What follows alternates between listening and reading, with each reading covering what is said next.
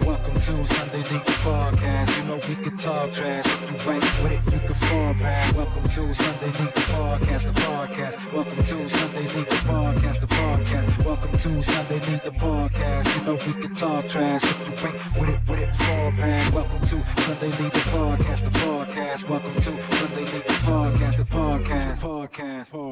What's cracking, you fucking Bush Leaguers, and welcome to episode 104 of Sunday League, the podcast. My name is Boski, and I'm next to my boy DH, who is back from Europe. Buongiorno. ¿Qué? Cheerio. Peppa Pig. Quack. What's up, That's dog? Welcome pretty back. universal. Thanks, man. Welcome back, dude. Appreciate it. You were Appreciate missed. it. No, I wasn't. You were missed. You did perfectly fine without me. I beg to differ. Perfectly fine. I mean, clearly, like you did yours by yourself. I did mine by myself. Yeah. We are our own worst critics. I guess so. Naturally. I guess so. But yeah, man, you held it down, and I am back. I am back speaking English, although I had to adjust. So you went around the world, right? But we're gonna go around the horn. What are you drinking? Just going with going with some rum and coke. Splash of tequila. Oh, whatever you had. Mixing it up. Whatever's downstairs. Yeah, whatever's downstairs. We're at the Boski headquarters. Oh no, we're in the infamous Pop Studio. Infamous Pop Studio. I forgot, man. It's the OG Sunday League, the headquarters. It's been a minute since I've been here. We haven't recorded here in a very long time. It's been a while. It's nice to be back. Nice to be back. What you got over there, Boski? I'm drinking some shit called Pimm's. Pimm's From Great Britain. From Great Britain. Yeah, we're looking at the bottle, and I don't know if you saw the bottle, but it's a secret recipe. So I don't know what's really in it. Nobody knows. It's a secret. It's a secret. Yeah, man. It's pretty good. It's just kind of pour it and sip it. Uh-huh. You know, I had myself earlier in the day. I had a Corona Familiar. All right. Okay. You know, just because the wife and I had to go to the store for some hot dog buns. Because, I mean, for those that are listening today, it's for you it's July 4th, but for us it's July 3rd. Yes. So happy birthday to America. Happy birthday to our freedom, right? For those that don't know, what exactly is 4th of July? It's our Independence Day. Yeah, I was just there. The motherland, the English motherland. Mm-hmm, mm-hmm. Although Great Britain, I want to say it's like synonymous with England. It's the same. Great Britain and England. To my understanding, I think Great Britain kind of like includes like Ireland or maybe Scotland. That's United Kingdom. United Kingdom. Okay. United Kingdom is made up of England, Scotland, Northern Ireland, and Wales. Wales is a country. The Princess of Wales, Diana. She got murdered, I guess. Yeah. There was a. They will neither confirm nor deny the rumor that there was a hit on her. Remember when the Queen of England used to listen to this shit? She probably still does. This fucking lady. She knows what she did, man. I know. She knows exactly what I she stood did. outside the palace, though. Oh, did you? I stood outside the palace, yeah. Is that the one that's called... Okay, I thought it was the one that's called Windsor or something. No, Buckingham Palace. I stood outside of Buckingham Palace. You know, I was right outside the gates. Uh-huh. So real quick, the child that I am, I can't help but think like Buckingham Palace. You would. Did you think that at all? I did not until just now. Thank you. So now you'll never forget it. I will never forget it. Next time you go, you're gonna be like Buckingham Palace. Bosie's a fucking child. Hashtag it. I am a child. Yeah, no, but I stood outside the gates, and I yelled something to the Queen. What'd you say? I yelled, $5. I did not see that. She yelled back. Interesting. She yelled back. She said, £5. £5. You're fucking stupid, dude. Which, by the way, I brought you £5.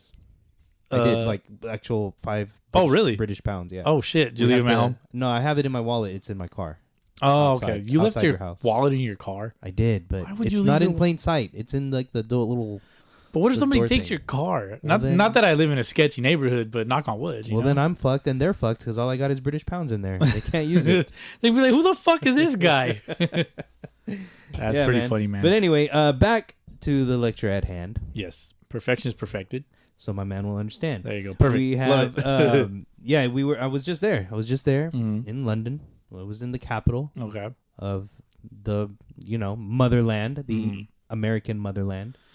And thankfully I was there before 4th of July because if I was there on 4th of July, I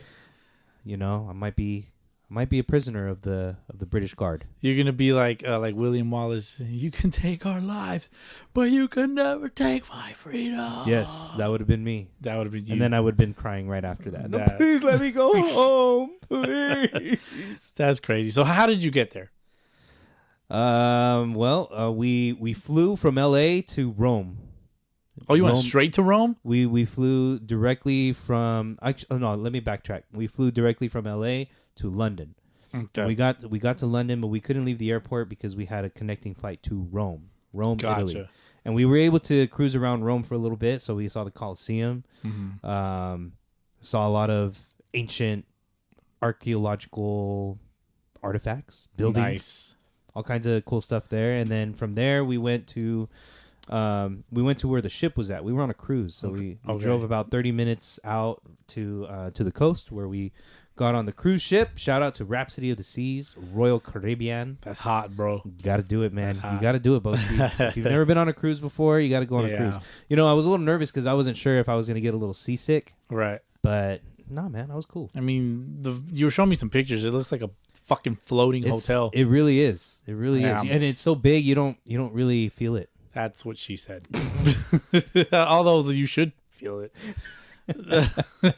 Well, anyways, when the port's big, then when in Rome, I guess. There you go. But it was nice, man. Yeah, no. So that we got to Rome, got on the ship, and then from there, we just cruised down to Amalfi Coast. We were in Amalfi Coast for a minute. Okay. We got to spend a cool part of the day there, and that's still in Italy. That's in Italy. Okay, so being the pizza guy that I am, what's the pizza like? So they don't have jalapenos, unfortunately. Oh shit! Is that only a U.S. thing? Yeah, it's pretty much just a U.S. thing. My go-to is pineapple jalapeno. Okay. Or pepperoni. I can do pepperoni, but none of that. No. Okay. You're either ordering a margarita pizza, or just a bread with sauce and some cheese on it. Okay. Or whatever the other local like some dollops of cheese and shit like that. Like it looks like it's mostly sauce, and then you got the little dollops of cheese. I think I saw something with mushrooms on it. I'm like, nah, that's not my jam. Yeah. There's some other like vegetable pizzas, but it's a game changer. Italian pizzas are game changers. So it's like a truly organic pizza. Yeah, man. It's made fresh every day. Fresh bread made at the place that we were at. They make it fresh every single day. That's dope. None of the processed shit that you got here in America. But do you have some gelato? We did, yeah. We had some gelato. Authentic gelato, because you can have gelato here at the mall, but like, how legit is it? No, but Italian gelato is a game changer as well. So we were in Amalfi Coast for a day, and then got back on the ship, went to Syracuse. Syracuse. Where's that at? That's in Italy. Okay. I want to say that's part of Sicily. So a lot of cool stuff there. Badass churches. So Sicily is like a separate island that's like off of Italy. It's still part of the main continent of Italy. Yeah, but it's different. Yeah, it's separate. Different side. It looks like a boot kicking a ball. So that's Sicily. Yeah, I learned that in the greatest movie of all time, A Bronx Tale. Well, there you go. A lot of a lot of mobsters made their start in Sicily, or at least their families did. Godfather? So, Was that one in Sicily? I want to say yes, but I could be wrong. Where's Vito Corleone from? Actually, Vito Corleone was from Corleone.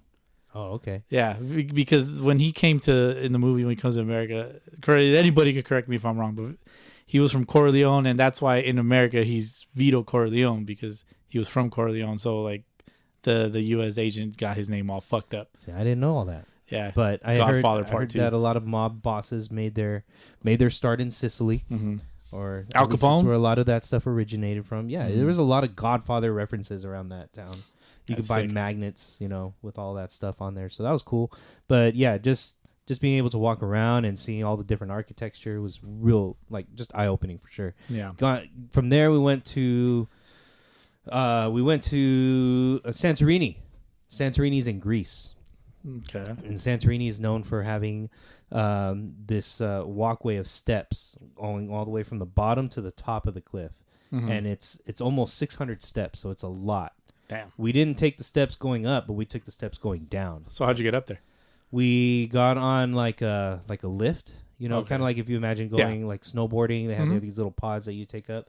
So we got off the ship early because the later you wait, the longer the wait is to take one of these lifts because there's only so many of them. Right. And there was thousands of people. There was other cruise ships there, and too. the fucking line builds up and shit. Yeah, so we took the steps down because to take the lift going down was going to be like a 3-hour wait. Yeah. So we said, fuck that, we're going to walk. Did you count them? I did not. I think I would have counted them just so that I can focus on getting down. I just didn't. I didn't want to know how much longer it was going to be. I was just like, I'm gonna power through this thing, and it was hot as fuck. Oh yeah. There was donkeys, and they were shitting all over the ground. No shit. Yep. No pun intended. No, yes, lots of shit, not no shit. But that was nice. From there, we went to Turkey. We got to spend a day in Turkey, specifically a city called Kuşadası. Damn. How do you remember all this shit? It's also called Kuşadası. It depends on who you ask. Okay. I don't know how I remember this. Right. I'm just flying off the top. It's like saying Los Angeles or L.A. But Turkey was nice. The people there in Turkey are really welcoming for the Americans because they know that Americans come to spend money. Right. And the Turkish people need the money. And it's good for business. It's great for business. But they're a little persistent. When they want you to buy something from them. We saw a shop that said legit, and this is not a lie. It says real, genuine, fake watches. And they had Rolexes. They had, I don't know. What if the brand is like Fake? Fake, real Fake glasses or watches. Oh, could be. I mean, I don't know. I don't know either. I mean, you could. I mean, I'm assuming. I'm just assuming. Yeah, maybe like the grandfather company is like Fake. Get yourself a Fake watch, guys. They make all of them. Stay woke, kings. But we went there. We saw some ancient ruins from BC era, which was pretty dope. That was crazy. A place called Ephesus. And then after that, we went to. I'm probably missing something, but we went to Mykonos, Greece, which was dope. Very picturesque. In Greece, they let you smoke weed. Nice. There was these different shops where you can buy souvenirs and joints. Yeah. So did you buy any? Of course. Nice. You had to. Shit. Keep dropping your freaking coaster. The fucking coaster keeps getting stuck to the glass. Oh, man. Cheap ass coaster. Of course, you had to. Live it up. And so I did. And I brought you some alcohol from Greece. Yes, and we left it in the freezer downstairs. We're going to take a shot. That's cool. To open it up. Must we'll get it after cup check. All right. Yeah. And then after that, the cruise was over. So we went to Athens, where the ship dropped us off. And from Athens, we flew back to London. Spent a couple days there. Freaking awesome. I recommend London. If I were to pick a place in Europe that was probably my favorite, probably London. Okay. It took a few days for me to kick the accent, but I did. You're like, welcome back, guys. Welcome, you fucking lollygag and bush leggers. Well, what do they say? Wankers. Wanker. Yeah. Shit. Good old Ted Lasso. I have not watched Ted Lasso. You gotta watch Ted Lasso. Yeah, I hear it's pretty good. It's about soccer, right? Football. Yeah. Football. Of course. Football. But yeah, we spent a couple days in London. Took the kids to go check out some Harry Potter sites. And yeah, and then we flew back. I got back in town Thursday. Today's Sunday. Just trying to kick the jet lag. You know? And I'm feeling good though. It took me a little while, but I'm feeling 100%, Moski. Hell yeah. You got to breathe air that you've never breathed before. Oh, dude, but you know what, awesome. Man? It gets you though. It gets you. It gets you. But it was nice. I'm happy to be back with you and all these bush leaguers talking about baseball. There's no baseball in the UK. There's nothing.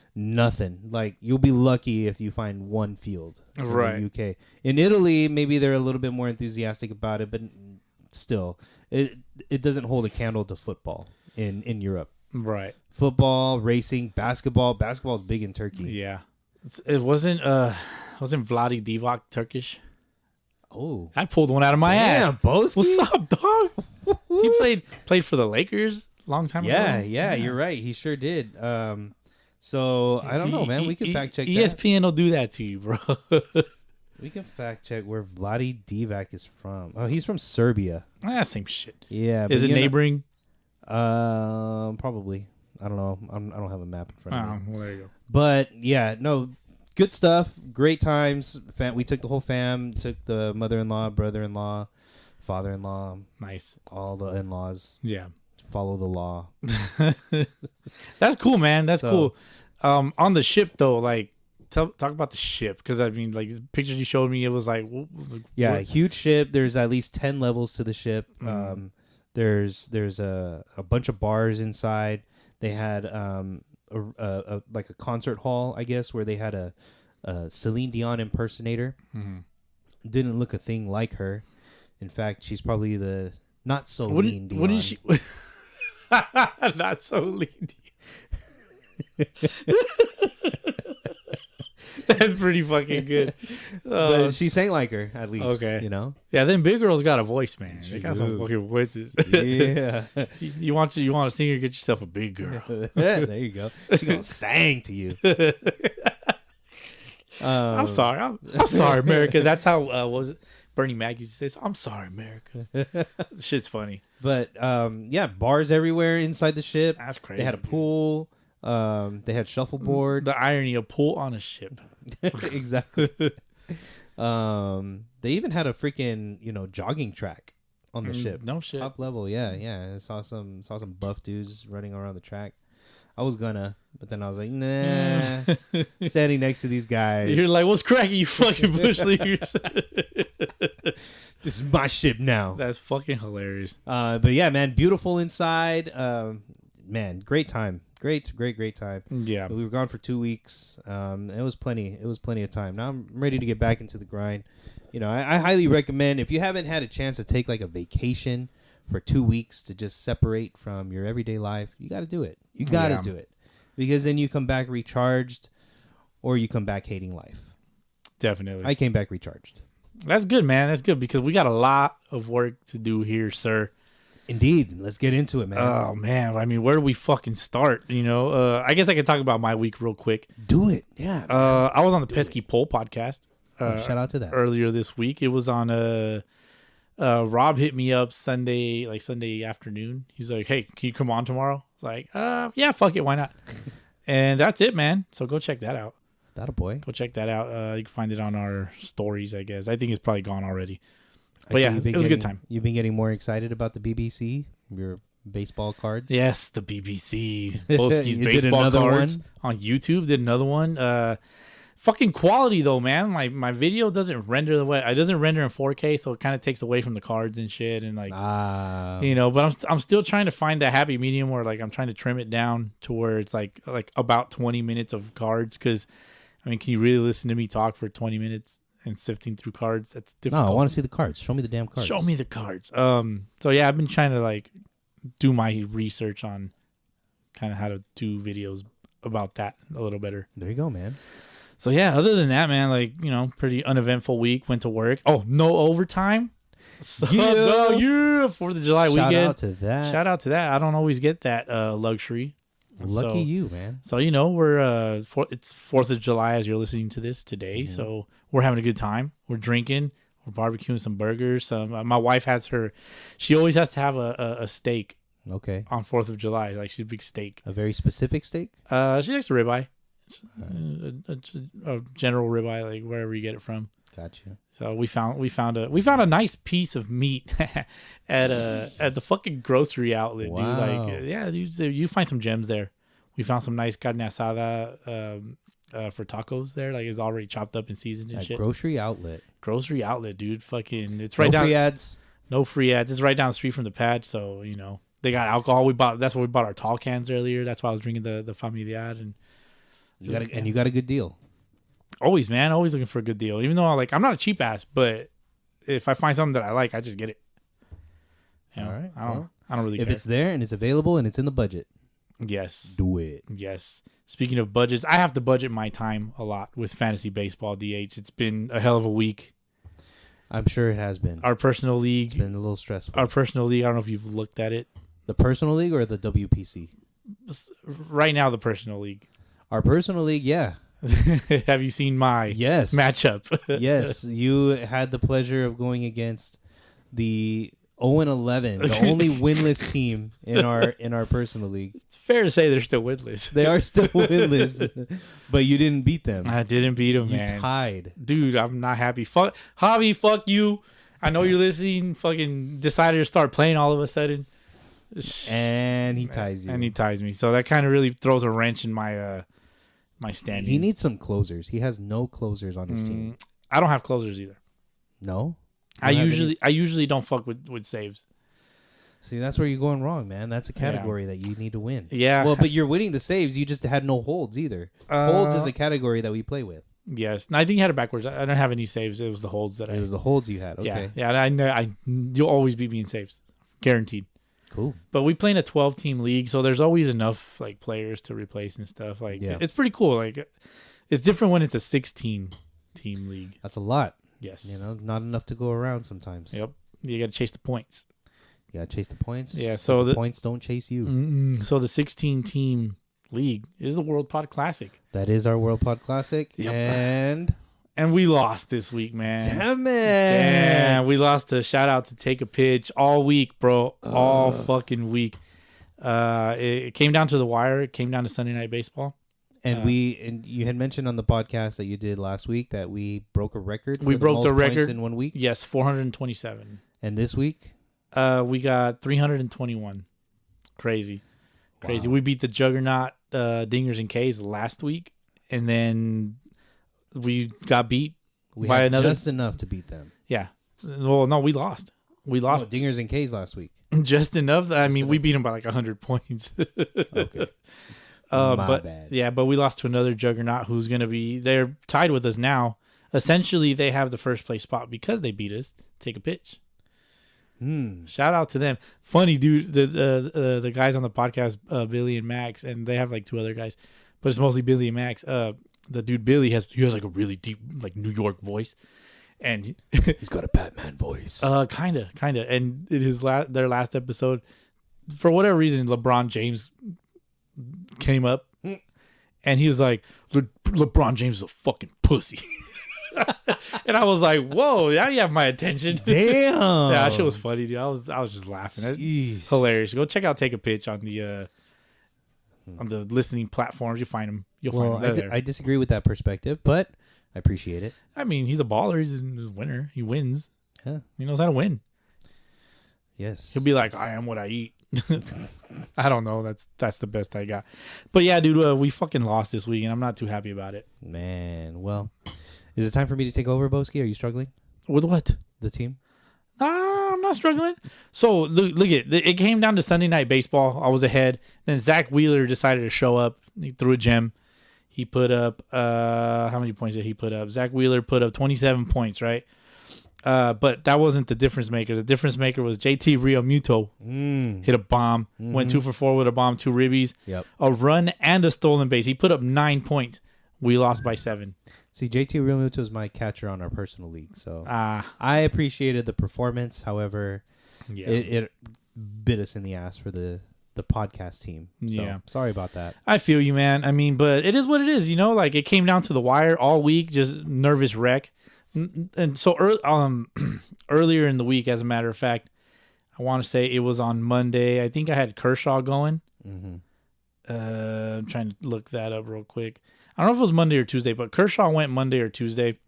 He was negative. Fucking damn it. Fucking shit, dude. He was -9.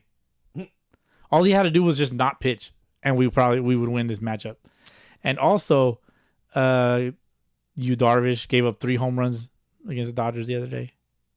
Oh yeah. So that's in like the first inning too. Yeah, in the first inning. So like he ended up having I want to say that was yesterday's game or Friday's game. But let me see, I got it right here. He ended up having 6 points. But had he when I had looked at it, he was like down like -11, and then he ended up with 6. He threw 6 innings, 5 earned with 10 strikeouts. Like he ended up having a half decent game after giving up those bombs. But in our Pod Classic league, giving up home runs is a big no-no. It's -2 points. Well, that doesn't I help. wonder who came up with those points. Boo, the commissioner. Boo. So for those that don't know, DH is the commissioner of the league, and I run the day-to-day team. Which, you know, and by the way, and I think we talked about it, that we would never bring it up again, but the whole Juan Soto trade thing, like, you know what? One of the reasons why I let these things go is because something's going to happen where, you know, it's going to end up biting the other team in the ass. You think that getting Juan Soto for a bag of chips is a shitty deal, but look what happened to Juan Soto today or yesterday. This dude had a calf strain, and he's got to have an MRI. It's probably going to be one of those injuries that put Mike Trout out for the whole year last season. Last year, yeah. So he would have just... Check this out. So about 4 o'clock today, a trade was accepted in the same league with the team that has Juan Soto, which is Chris. Mm-hmm. We watch, we collect. So he gives up Juan Soto and Kyle Wright. Oh, okay. To Monday Mojo. For Ramon Laureano, Patrick Wisdom, Jeremy Pena, Marco Gonzalez, and Walker Buehler. Wow. I mean, maybe because of injuries, maybe this trade makes sense. Like, you can't really veto it. That's just a lot of players. It's a lot of players. It's a lot of... I didn't know you could trade up to 5 players. I mean... That's 2 for 5. That's 2 for 5, yeah.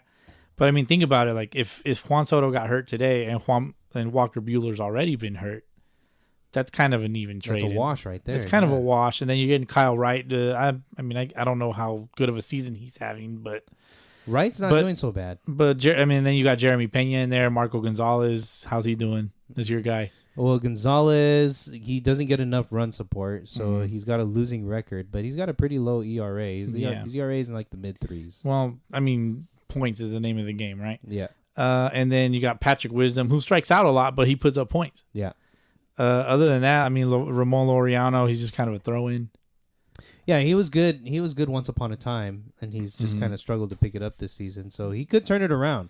There's that's for me. If I'm looking to trade somebody in fantasy, who I'm trying to get is I'm trying to buy somebody that has a high upside. Like, you know, I'm throwing out a trade right now to my buddy Julio in our personal league, and I'm offering veto that shit. I'm offering him Chris Bryant for Lucas Giolito.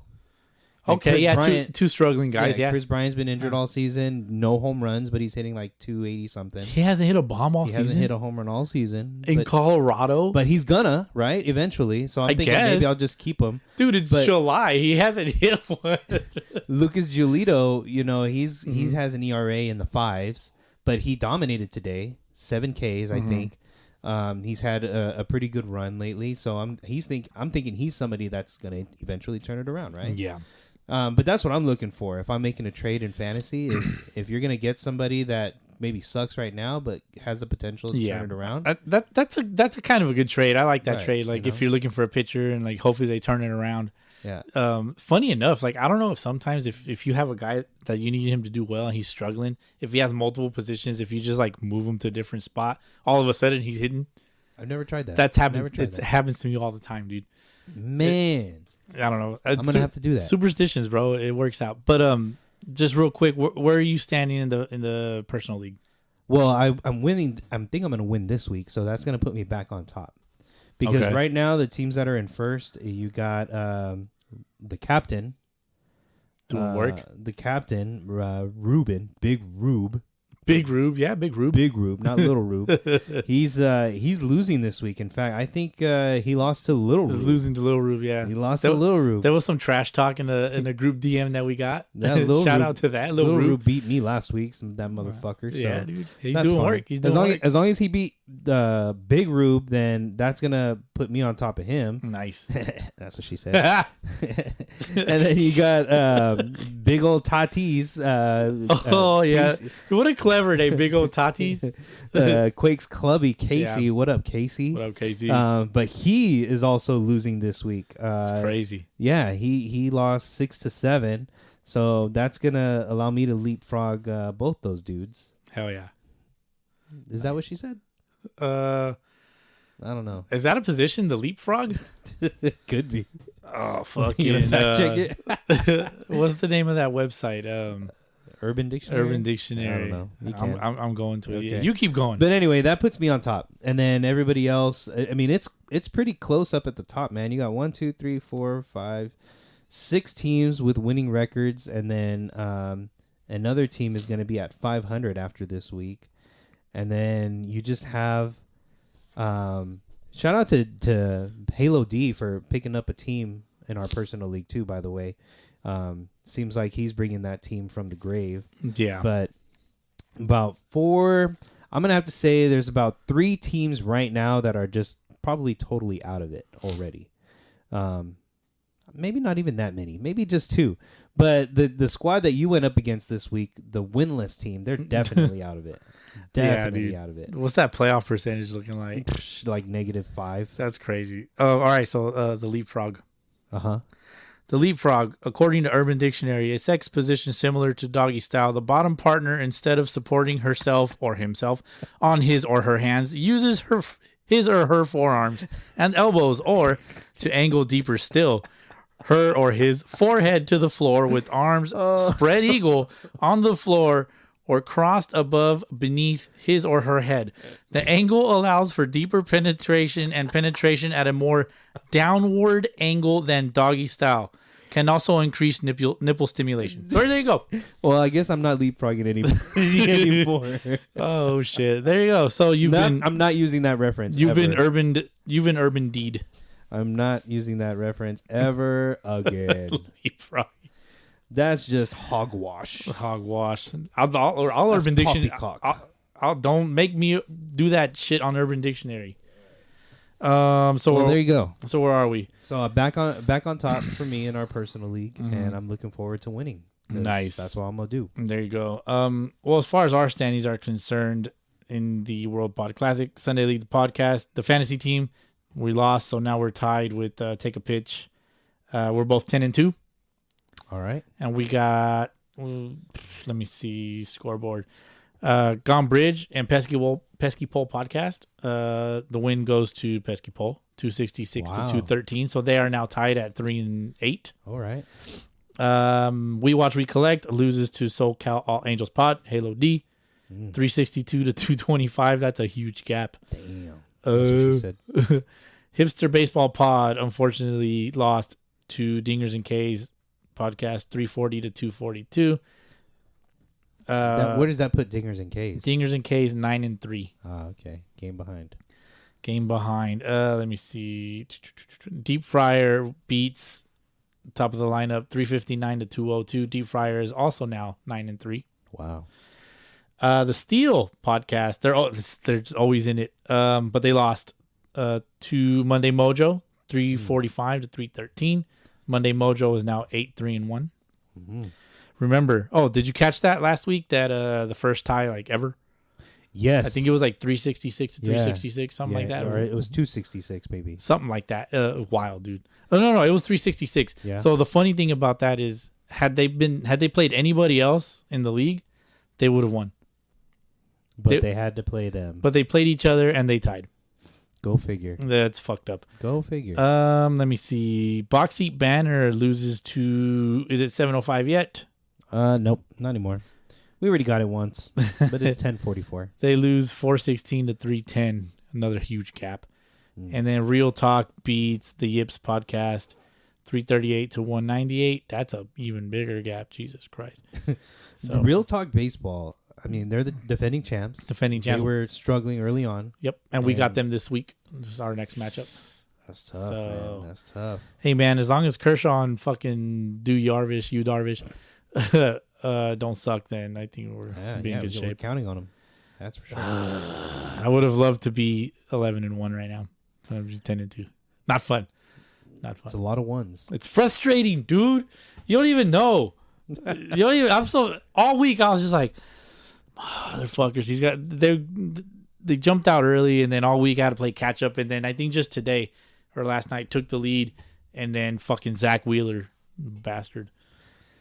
Man, wasn't there a discussion in the World Pod Classic DMs about not letting your personal team or your favorite baseball teams win or loss for the day affect you personally? Do you feel like the fantasy wins or losses affect you deeply? Yes. Yes. Fuck yeah. I put so much time into it. Not that I research. Like if you see we're losing on a particular day, does that just like fuck up your mood? No. I think Sundays is probably like my up or down day. If we win, I'm just like, yes. Like when we broke the fucking points record last week, I was like, fuck yeah, motherfucker. In my head, but I wasn't like gonna go in the DM and be like, yo, I just broke the fucking points record for the week. So fuck all y'all. So, and I beat Dingers and K's. Talk about those. They put up fucking points. I think they still have the most points. Overall. No, Deep Fryer. Oh, what? Deep Fryer by like 8 points as it stands right now. Oh, wow. Interesting. So, yeah. So yeah. All right. That's about it. You still got a smile on your face today, though, Boski. Mm-hmm. I'm happy to see that. There was a fun exchange in the DM between the Angels and Mariners groupies. Yeah. And I like how you said on the episode, you're like, I'm not going to say any names, but there's only one Mariner podcast and there's only one Angels podcast in the whole group. You can figure it out who the hell you figured the fuck out. That was fun. I know you went back and read. I did after a while because when I was in Europe, man, there were certain parts where we're just like on the ocean and I have no access to internet. Mm-hmm. So yeah, I definitely caught on late to what happened in that game, and then it wasn't until you mentioned it to me like how it all went down. I was like, oh, what? I got to go back and read these things. Yeah, it got personal. Damn. Yeah, a little bit. I mean, and are we gonna talk about it right now? The whole we could drama. Yeah, like I mentioned it. I want to say on ROTM, Revenge of the Marinerd. Go check it out on one of the episodes that Mariners and Angels kind of could have a little rivalry. I feel like they've always, ever since that whole '95 season when the Angels were on top the whole season and then the Mariners came from behind and they tied it at the end of the regular season. Totally leapfrogged them. And they tied it at the end of the year, right? And they had to play a 1-game playoff. Mm-hmm. Randy was on the mound. Totally dominated the Angels. Mariners made playoffs. Yeah. Right? Ever since that season, I've always felt like there's been a slight, animosity between the two teams. Yeah. Very slight. But not enough to be like a bona fide rivalry. I wish it was a bigger rivalry, dude. Right. Like, but then it's like it's different. It's different when both teams aren't really winning. Exactly. It's different. It has a different feel than Yankees Red Sox. Like when you watch Yankees Red Sox, it's like, dude, these are like two heavyweight boxers, like Mike Tyson, Evander Holyfield. You're gonna know my mood next week because they play each other next weekend. They do. But then when you talk about like Mariners Angels, they're just like so insignificant. It's like one of the midget fights on Rough and Rowdy. Oh my god, those fucking fights are the worst. You know what I mean? It's like midgets, but then they don't hit hard. No, I think it's because they use like the regular gloves, like regular sized gloves that are a regular sized human would use. I don't know the right term to use, but regulation size gloves. But if they had like the proper gloves where they can actually swing at each other like that, now that's a fight. Or just don't let them use gloves. Like how hard could they actually hit? I'm sorry. It's true. No, it's true. But it's like totally different. It's got a different vibe with these two teams. But for me, it's like, okay, I can get, I'm cool with the fact that these two teams are passionate about beating each other. Mm-hmm. And to backtrack about the whole thing about throwing at Mike Trout intentionally, like that's not true because during that whole inning, the guy that was pitching, Swanson, I think that's his name, Slappy Swanson, Samsonite. No, I'm just kidding. That's a movie reference. Oh, Dumb and Dumber. God damn it. Swanson. I'm dumb. I'm sorry. He was pitching, and he was kind of wild that whole inning. Mm-hmm. And Mike Trout comes up to bat, and he's trying to throw him inside. Throws one that goes behind his head. Hits the backstop. There was a runner on first. He moves over to second base, so they're just like, fuck it, just put him on intentionally now. Right. So they just walk Mike Trout, but there was nothing intentional about that. Mm-hmm. And then the next game is when that all the shit went kind of came high and tight a little bit. And he threw intentionally that Julio missed him, and then next inning he drills Winker, and you could tell that was intentional. Oh yeah, I mean you got a reliever opening the game, but you're not throwing at Mike Trout intentionally, dude. Right, like he kills us. Yes, he does have the most home runs against 53? Seattle. I lost count. I think it's 53. But there was nothing intentional about it. And so, yeah, I feel like it was triggered by the Angels. I feel like, the manager that they have right now is not doing them any favors whatsoever. He's not going to do anything for them. Phil Nevin. When you have two of the best players on the team, like, he's almost embarrassing that squad. Right. So I felt like, it was a little bit of a Bush League move for the Angels. Of course, I'm going to feel that way because I'm a little biased. But at the same time, look at it for what it was. So do you think it was okay to just hit him in the ass cheek? That's fine, and I think Winker's a little bit of a hothead. I was going to ask you, did it warrant him walking towards the dugout? Well, he knew it was intentional. It was clearly. And so then he's pointing at the dugout and, of course, gesturing at them. Angels aren't just going to sit there and let him yell at them. Right. So, of course. And it's funny that Anthony Rendon was the first one to make contact with somebody. At least he didn't hit him with the fucking cast, dude. Did you watch the John Boy breakdown? I have not. Okay. Yeah. I have to watch it? Yeah, you got to watch it. It's pretty good. But regardless, it's not a personal thing. It's not personal. Still love the Angels fans. My boy Halo D.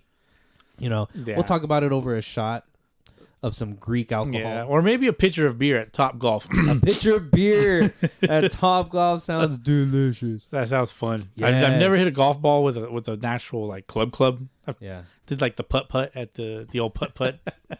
The old putt. The putt at the mini golf. You do the poo poo and the doo doo. I wanted to ask you about one, like, just to cap that off, about Rezo Iglesias at the end of all that. He throws the stuff out onto the field. Like, what was that about? Like, I know what it was about because of the John Boy breakdown, but like, what do you think? I think it's because he has a boyfriend on the Mariners and they broke up.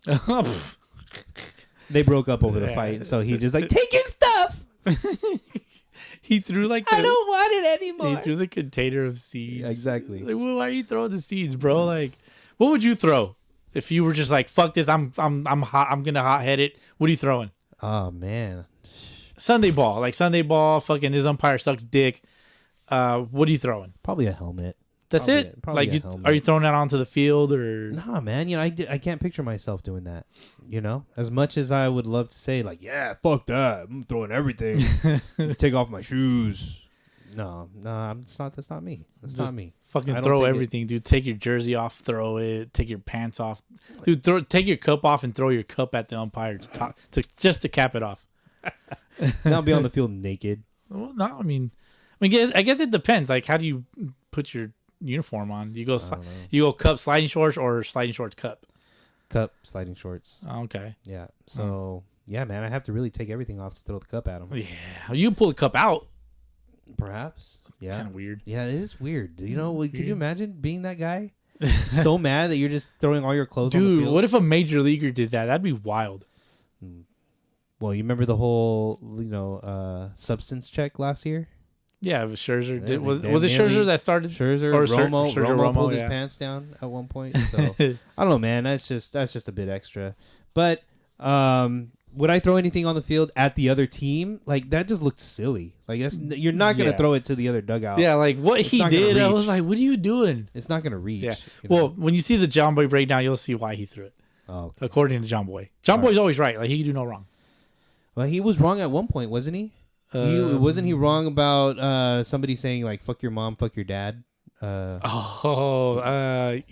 What was that shit? I know what you're talking about. Somebody struck out. Look.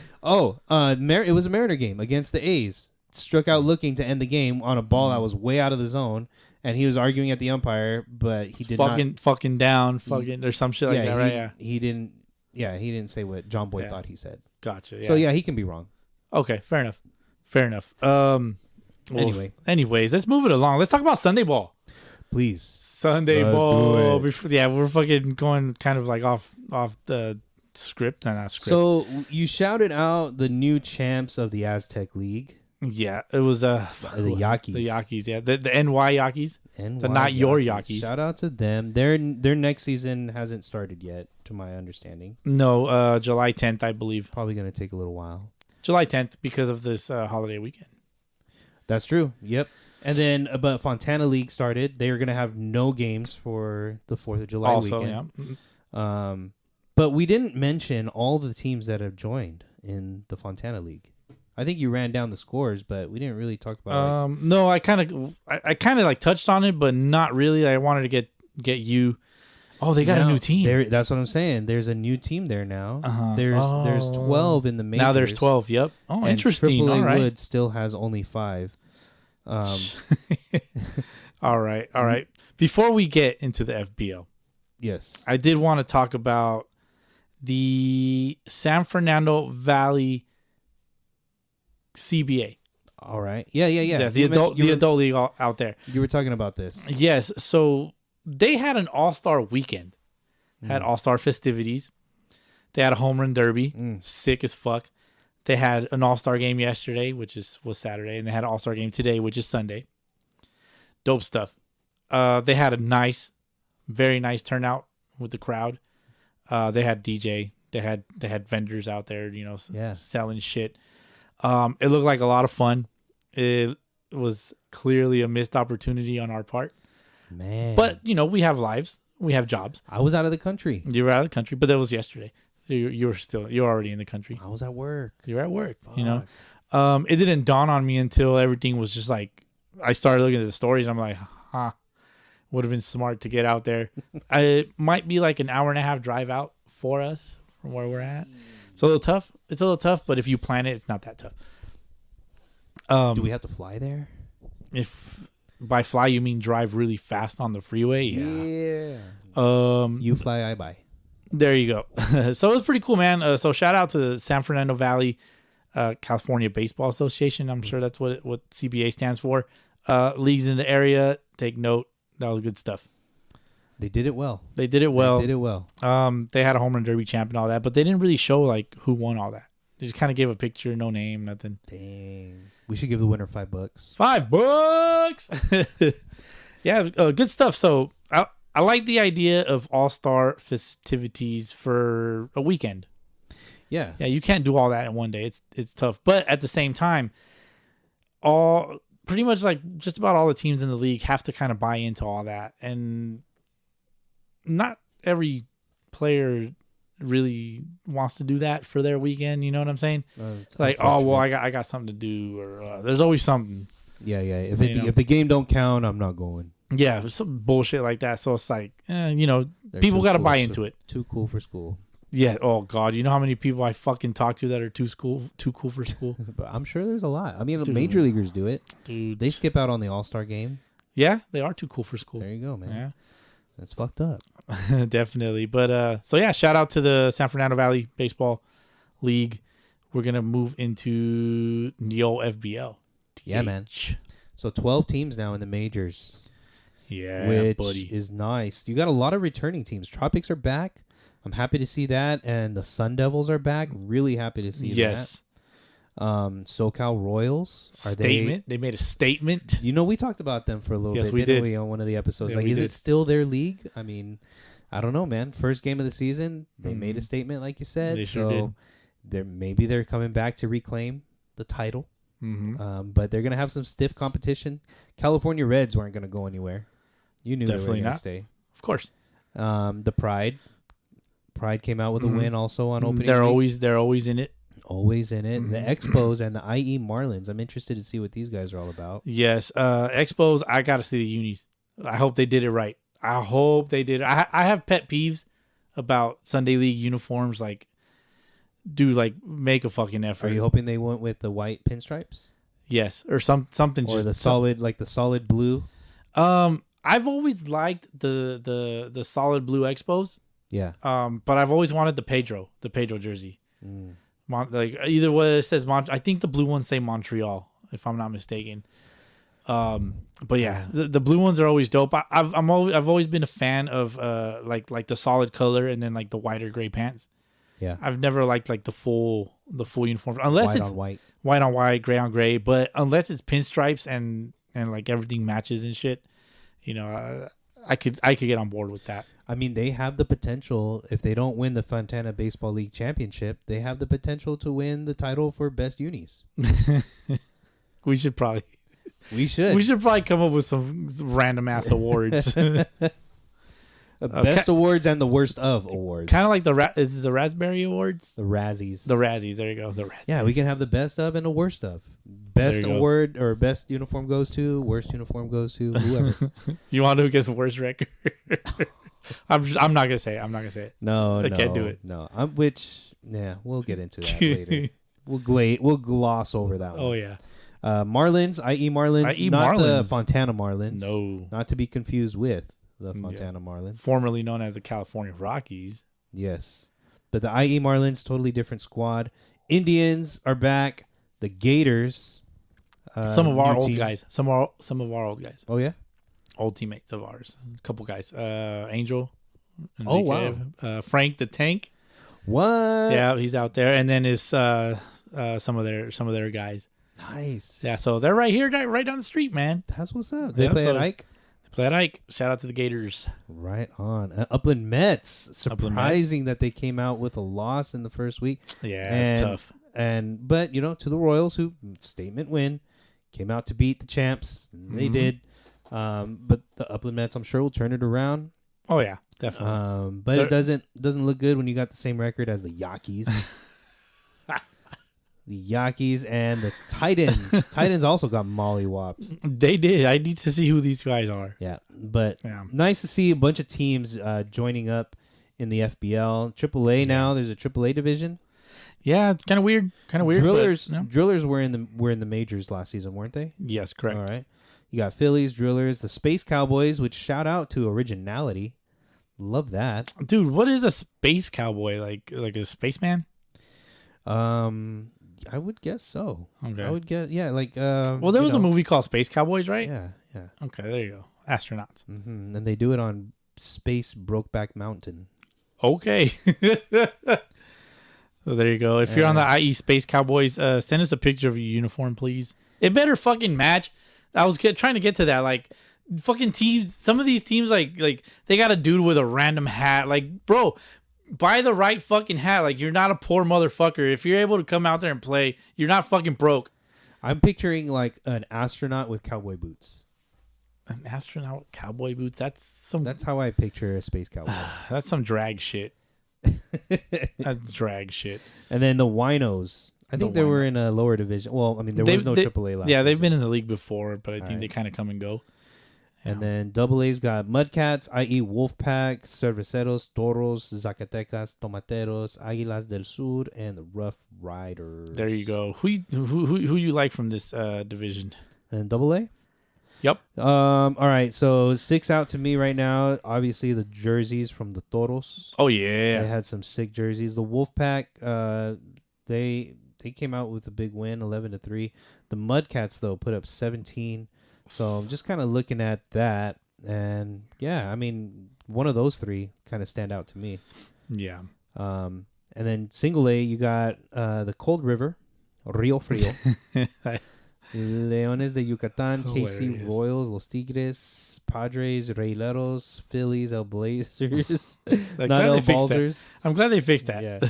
Aztecas and Dukes. The Dukies. Yeah, the Dukies. Dude, when you're the worst team in the bottom division and you're the Dukes, it's easy. All right. Well, they got a week to turn it around. Maybe they win next week 12-0, and there you go. You got even run differential. There you go. But yeah, man, happy to see that. I like it. One team of note that is not back. That is absent from this? Absent from all of this is the Hammerheads. Yeah, what happened with that? To my understanding, they made a switch over to the Aztec League. Okay. To the Aztec League. Try to win a ship over there? I guess so. They had a practice game today against the Águilas. All right. The Águilas, so it was a interleague scrimmage, I guess. Sharks and Eagles. Some of the guys were using metal bat. What do you think about that? Hey, whatever helps you hit a bomb. Whatever helps you hit a bomb. So even in a practice game, yeah, I'm not talking shit. I'm just saying it's a practice game. Hitting bomb. I mean, a bomb is a bomb. Bomb is a bomb. When's the last time you hit a bomb? It's too long ago. Long ago. The last bomb you hit was with wood or metal? Metal. It was got to be the last season that we were playing with the Reds. We were the IE Reds. Yeah. Okay. and I don't remember exactly what game it was, but it must have been. That was years ago. That was years ago. At least dude. 12 years ago, man. Back in your prime, Damn, bro. It makes me feel old. You know what we got to do, Boski? We got to go out to a baseball field, just take some BP. I got a pitching machine, and just see who can hit the most BP bombs. I'm down. We got to go to a field, shout out somebody, let us use their field. Yep. And then just take some videos, see who can hit the most BP bombs. I like at it. this point in our lives. I'm gonna start deadlifting again. If you want to hit bombs, here's the secret: you do heavy deadlifts and fucking haymakers on the heavy bag. All right. So that's the secret. That's recipe. the secret sauce right there. People are probably like, "What the fuck, dude?" Somebody out there is gonna try it, and then next thing you know, next game they're gonna hit a bomb. Give it a couple weeks, and build your strength up a little bit, and just be explosive on that heavy bag, and then just you'll see. Damn, you'll see. Just let it fly. Let it fly. Haymakers. Do you want to do any predictions with all this? Or just pick a team. You want to pick a team? Champs from each every division? Yeah. I mean, why not? All right. Oh fuck. Let's start with the bottom. Let's go with single A. Ooh. Okay. Let's go with single A, and I'm gonna go with. Damn, I want to pick L Blazers. You just like the name. I want to pick the L Blazers, but when they lose 3-10 the first game, that doesn't look good. I'm going with those Leones de Yucatan. The LDYs? LDY. Nice. Let me see. I naturally have to take Rio Frio because those are my government initials. I see that. Yeah. I like that. I'm going to go, government initials. There we go. All right. Okay. How about double A? Give me the, I'm going to take the Toros because I like their uniforms. All right. I'm going to take Wolfpack. Ooh, I like their uniforms too. They got the same colors. Yeah. I'll go Wolfpack. You got Toros. I'm down. Okay. But cats are like, what the fuck? Fuck, guys. What we got? Score 20. Same with the Aguilas. I mean, all these dudes they're all listeners of the pod. So shout out to everybody. Nothing personal. We're just making picks. I'm just going off of what's on the standing so far. Yeah, there you go. So who'd you take? The Wolfpack. I got Wolfpack. Okay. I'm taking the Wolfies. The Wolves. IWPs. There you go. Oh. Let's see. I mean, fuck. Give me a chance on the Space Cowboys. AAA Wolves. Yeah, man. Damn. Fuck it. I bet you they get really high. They get really high on that high horse. You're dumb. That who you taking? That intergalactic high horse. Are we on the IE Space Cowboys now? Oh, man, can we pick the same team? Sure, why not? If they lose, do we take a shot? This is the oddball division. Right. I'm going to take the Drillers. I'm going with the team that relegated themselves. I don't think they deserve to go down. Mm-hmm. But, hey, why not? Go down, why not? Fuck it. Win the ship, and then go back up. I'm going Drillers. Well, there you go. All Cowboys, right. Drillers. Got it. Majors Wood, Boski. You want to go first? Or shall I go first? I'll go first, man. It's no secret. I'm a fan of Tropics. I'm gonna take the Tropical. It's no secret, man. Like it's kind of clear how I speak in previous podcasts, but I know it's gonna be a fucking struggle. I don't know. I mean, the Mets.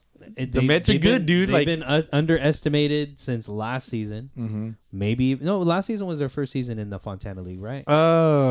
Maybe. But regardless, they've been underestimated in the past. Mm-hmm. They've proved people wrong. Ooh. You gotta respect that. Okay. Gotta respect that.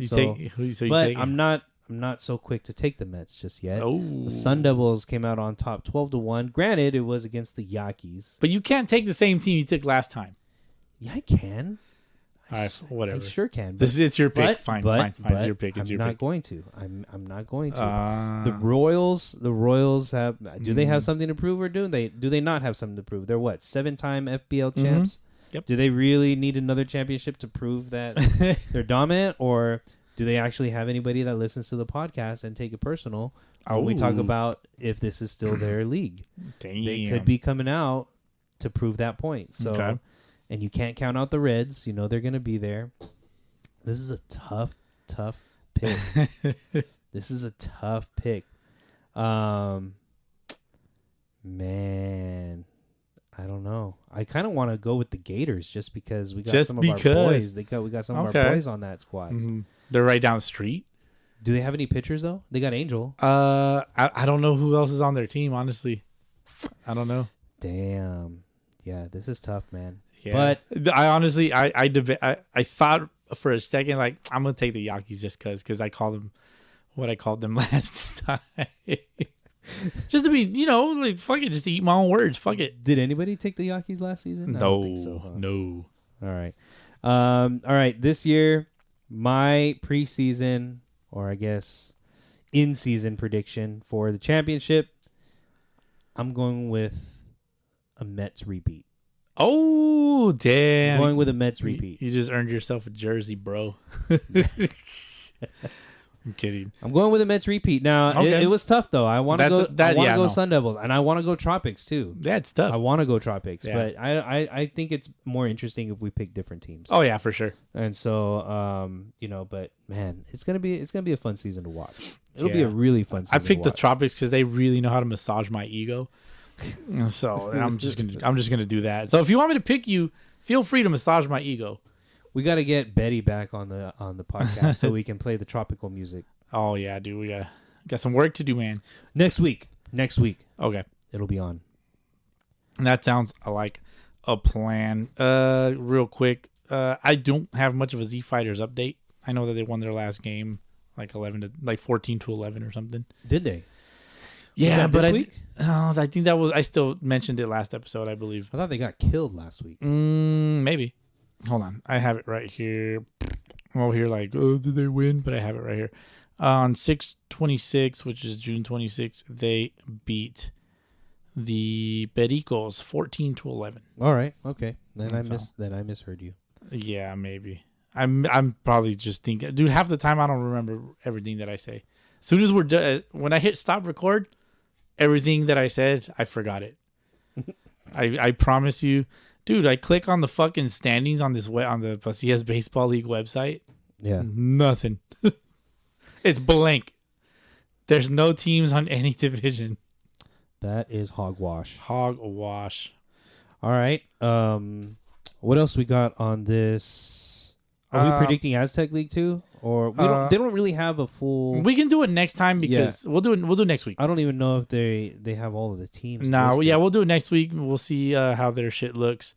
But there's a new Wood Bat League in SoCal coming up. Where's Maywood? Maywood is out towards like Paramount, Carson, Watts, like towards that way. Gotcha. Southgate. Gotcha. Talent up the ass out there, bro. Talent up the ass, yep. So new Wood Bat League starting soon in Maywood on July 24th. Looks like that's when their league starts. According to their Instagram page, which is Maywood _Y_ baseball league or something like that. Do they have so like Maywoody?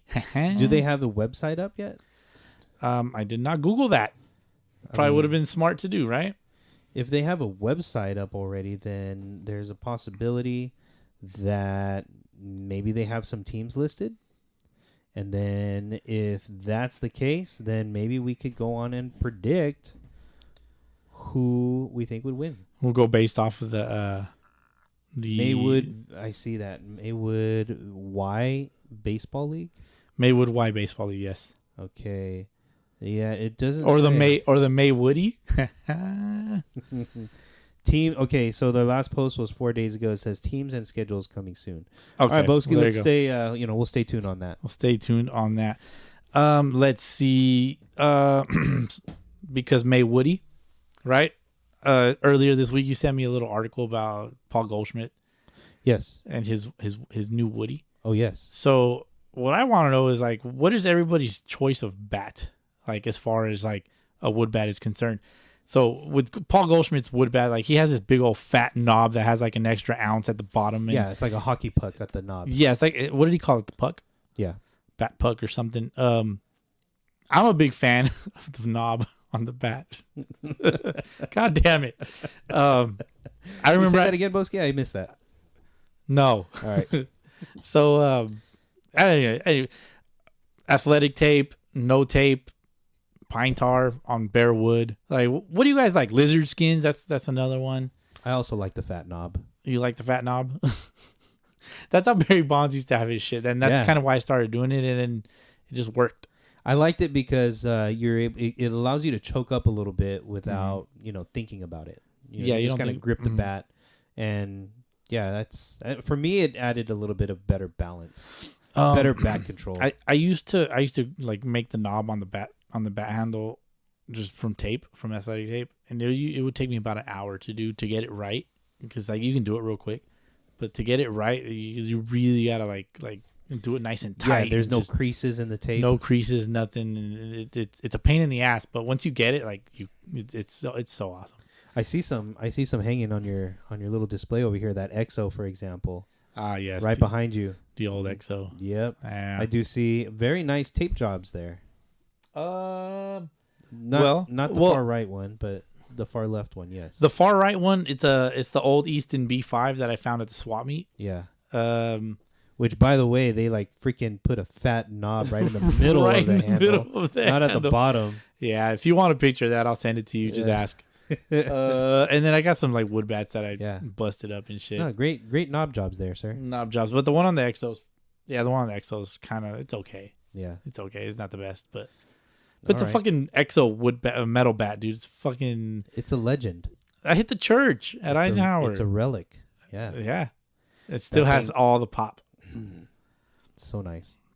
All right. So all the pop. So before we go into cup check, I have a shout out. Oh, you have a shout out? I just want to shout out because episode 100, we had 100 adult baseball leagues, and it just opened up our horizons to all the different leagues that are out there. We've shouted out the Maui Adult Baseball League, which does some excellent stuff out there in Hawaii. Today, I want to shout out Hardball 365. It's Houston's first recreation level baseball league. It says here on the website that Hardball 365 was created to give any player the chance to play the game they love in an organized, competitive men's league with players of similar skill level. 12 to 15 games, 13-man rosters, no tryouts required. Hey, you get what you get. Yeah. But you're going to get players that love to play. Their spring season has come to an end with the Aztecas finishing 13-0. Get this run differential: 198 runs scored and only 33 runs allowed. Oof. I wonder if that's a typo. Maybe not. Maybe not. But shout out to them. Lumberjacks finished up second at 10-3. Hitmen at 9-4, along with the Vaqueros 9-4. Gladiators 6-7. The Gamblers 6-7. The Derricks at 6-7. Everybody on the team is named Derek. The Derricks. The Vipers 3-10, and then the Drillers and Los Diablos finished at 1-11. First round of the playoffs have concluded with the number 1 seed Aztecas beating the number 8 seed Vipers. They go on to face the Gladiators, which were the number 7 seed. They upset the number 2 seed Vaqueros. How about that? How about that? How about that? So the Gladiators versus the Aztecas, and then you got the Gamblers, the 6 seed, losing to the 3 seed Lumberjacks. And then the 4 seed Hitmen beating the 5 seed Derricks. The D-Racks. The D-Racks. The D-Racks. So they got another series of games coming up next week. I'll follow that and see where it goes. All right. But there's that. There you go. Shout out to Hardball 365 in Houston. They don't have a problem playing baseball. No trash cans. No. All right. So earlier in the day, I did ask on the Instagram for what did I fucking write exactly? I said, we want to hear from you fucking bush leaguers.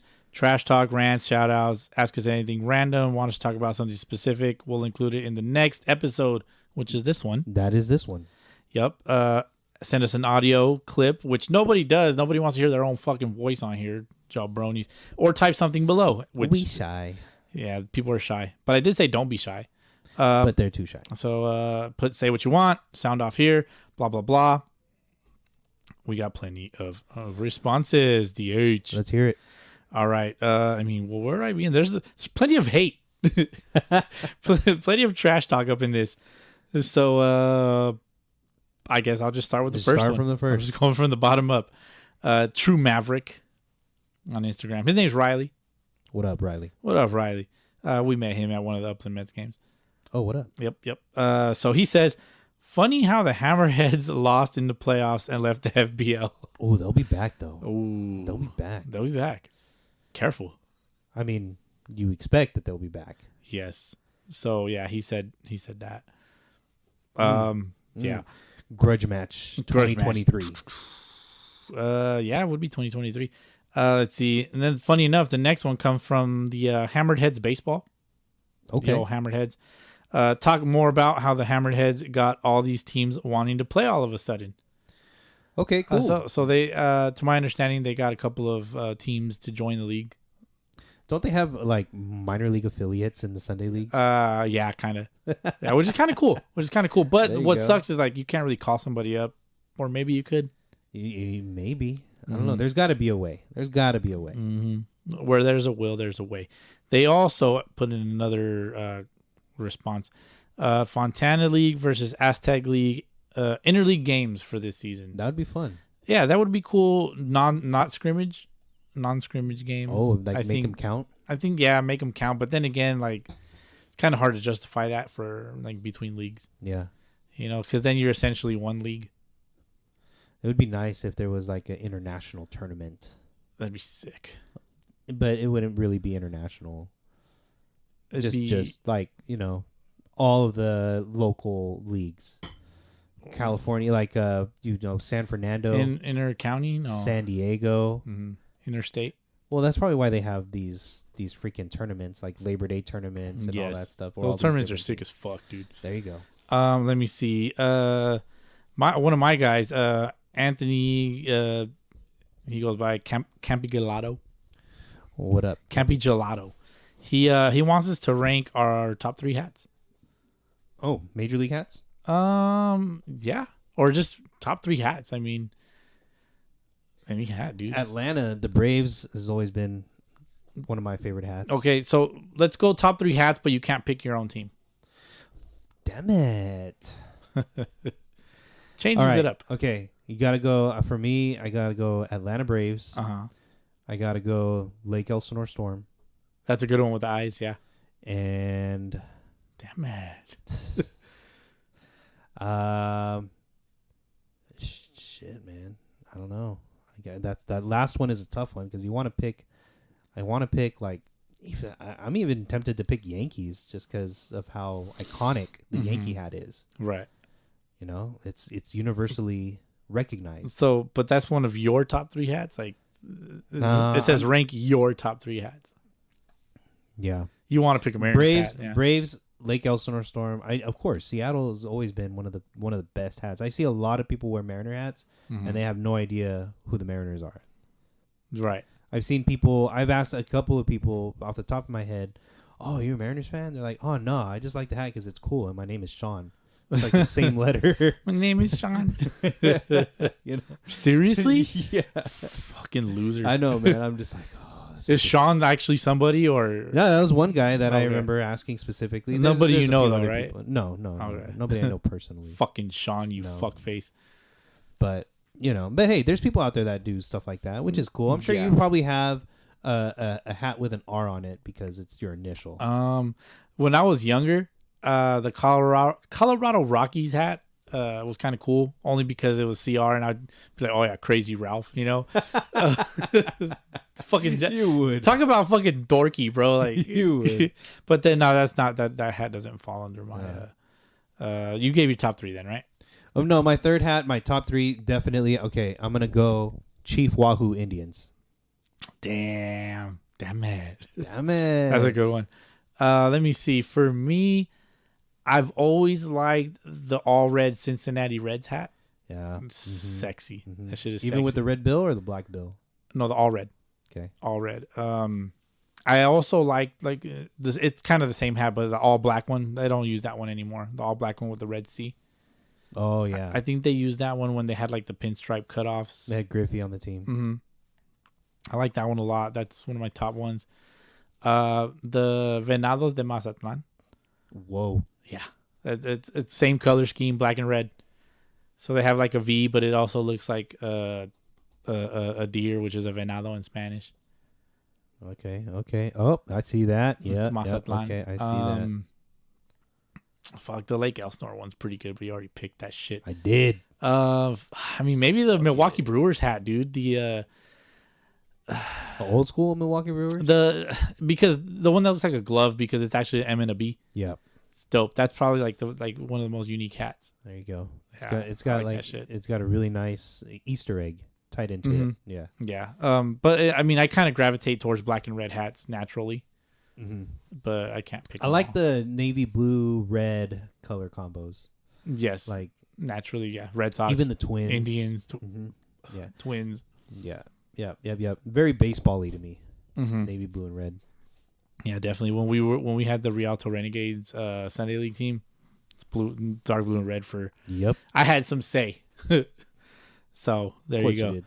Let me see this dude here named I don't know what his fucking name is. Renee ZHD. Cool. So he says there should be a tournament of the champions from all of the leagues around Boom. LA. Do it. Which would be like all the teams around here, like all of Southern California. I think that'd be a dope ass, big ass tournament. Ultimate Sunday League champ. Maybe like the top 2 teams, I think, from each league would be. That'd be ideal. Sick. Yeah. You could definitely do that. I don't know. Even the second place team in most Sunday it's always leagues pretty. They're always pretty good. Chance, yeah. Oh yeah, definitely. But then like you have to have like an official roster where you can't like pick up a player from another team. Right. None of that bullshit. Because I can't stand that shit, bro. I can't stand it. You got to have an official roster and then maybe a taxi squad. If somebody can't make it to a game, you pick somebody from. Yeah, I could do a taxi squad. I mean, I guess you could do like an all-star team just to keep it less complicated. That way, there's the best of the best from each league, like as far as players is concerned. But I've always it kind of reminds me of when we talked about in the past having each champion from each professional league in the world, represent themselves in like in what would essentially be the World Baseball Classic. Yeah, kind of like the Caribbean World Series, but for more exactly. North American, Asian. Yeah, so say like the Seattle Mariners win the World Series.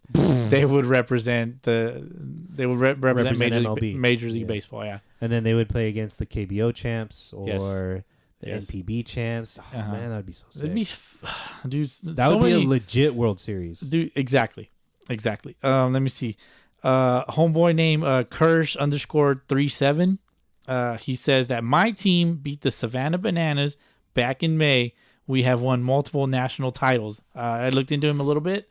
Yes. It looks like he plays for the Kansas City Monarchs. Dang. Isn't that a Negro League team? Probably not anymore. Not anymore. Definitely not anymore. Which was also a dope-ass hat, by the way. Yeah, that's true. Yeah, pretty dope. I mean, reach out. Give us some more details if you're listening. Yep. So, I'd like to hear more about that. SoCal Tropics. Talking shit. Hammered Heads playing against no competition. Can't hang with the big boys of the FBL. Ooh, but they'll be back. Yikes. They will be back. Hammerheads had a good squad, man. Yeah. They had a good squad. I doubt that they're ducking anybody. I'm pretty sure this is all friendly chirping, by the way. Of course. Let me see. Our guys, your guys, Monday Mojo. They just want to say go at Monday Mojo. Yeah. Mariners podcast. They're Shout out Mariners. Part of the World Pod Classic. Yep. And they're doing well in the World Pod Classic. Doing very well, yes. They just made a big old trade. I don't know about that trade. Oh, that one might be contentious as well. Maybe. I haven't looked at the DMs yet. Let me see. Tulo X Fabe. I know who that is. He says the Mets are a postseason team. Of course. Don't count them out. The Mets being the Upland Mets, who they said, why the Hammerheads run from the FBL? Damn, that's what I mean. I guess that's what happens. Hey, we're not trying to start any fights here, but this is kind of funny. Let me see. Then Tulo X Fabe again. Shout out Big Jim, most hated player in the league. All right. I would wonder if it's the same guy. And again, Tulo X Fabe again says Reds need to go to the 40 and over league already. # washed. Oh, damn, stirring the pot for sure. Yeah, definitely stirring the pot. Yeah, man. Love that. But that's what happens when you get some new blood into the league, and they're the champs. They have earned the right to chirp as much as they want. Don't cross the line. Chirpy. Reminds me of that fart song. Yeah, chirp it up, man. Chirp it up. They're the defending champs. Yeah.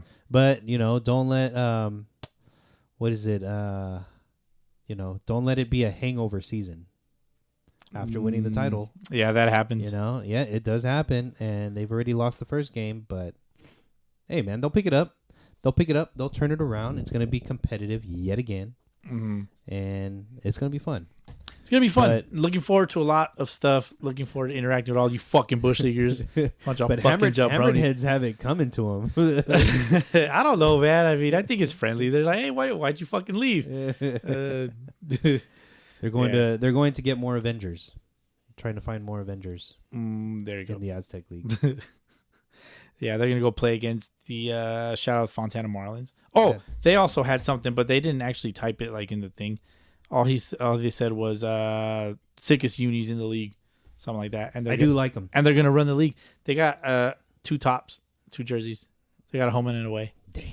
A pinstripe top, and then like the turquoise, like the Marlins green is what I'll call it. See, that's pretty ideal. sick, bro. That's the way to do it. Like that's ideal as a Sunday League team. If you can have a home and an away, do it right. Don't be a broke mofo. Just fucking spend some money. Spend all your money. Yeah, be broke. Forget the rent. Be broke. You're already gonna do this. Like, you can be late on your car payment at least 3 months before they take it away. It's your Sunday best, bro. Exactly. What means more to you?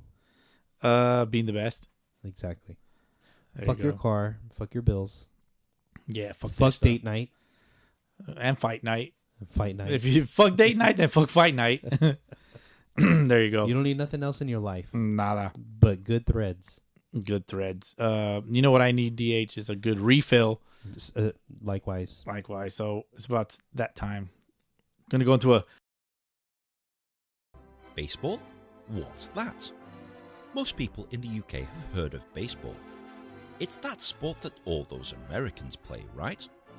But ask them about the rules of baseball and barely anyone will be able to tell you. Not many people know how to play it, mainly because they didn't watch my video, but also because there's little to no coverage of it in the local or national media. There is no interest in the sport other than a very small niche of people watching Channel 5, and baseball is pretty much an invisible sport over here. People don't hate baseball in the UK, people nothing baseball in the UK. That's how little they care. This is... And we are back where everything baseball here. Everything. Yes. Everything. That's interesting, relevant clip for sure. There you go, man. Yeah, like I said, no baseball in Great Britain. Well, very, very few and far between. Yes. People playing. Indeed. So we're gonna move into our like MLB shit. Boski's buffet shit. Boski's buffet. What did I miss while I was gone? You missed a lot of shit, man. I got a long list of crap. So we already talked about Mariners and Angels, that whole beef, and I'm going to the very next game in Anaheim when Seattle's back in town. Ooh, which I want to say it's next month, August. That's too far away. Yeah, it's about a month away. So, but I guarantee you, the hard feelings they'll still be there. Yes, definitely. So I guess we can start with I got a couple Mariners things here. All right. Let's see. So this isn't really a Mariners thing, but they're part of it. Last week, against the Mariners, the Baltimore Orioles clinched their first winning month since August of 2017. They went 14-12. Wow. In the month of August. Way. The Orioles fucking suck. But they're battle tested, man. Like they've been through quite a bit. And I'm surprised that they've been this bad for this long. But they were due. You would expect that they were going to have at least one winning month at some point in their lives. Yeah, they got a lot of good relievers like in their bullpen. They got some decent starting pitching, but for whatever reason, they just can't win ball games.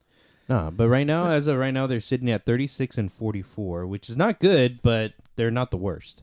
They're not the worst, no. In fact, they're only 7.5 games out from the wild card.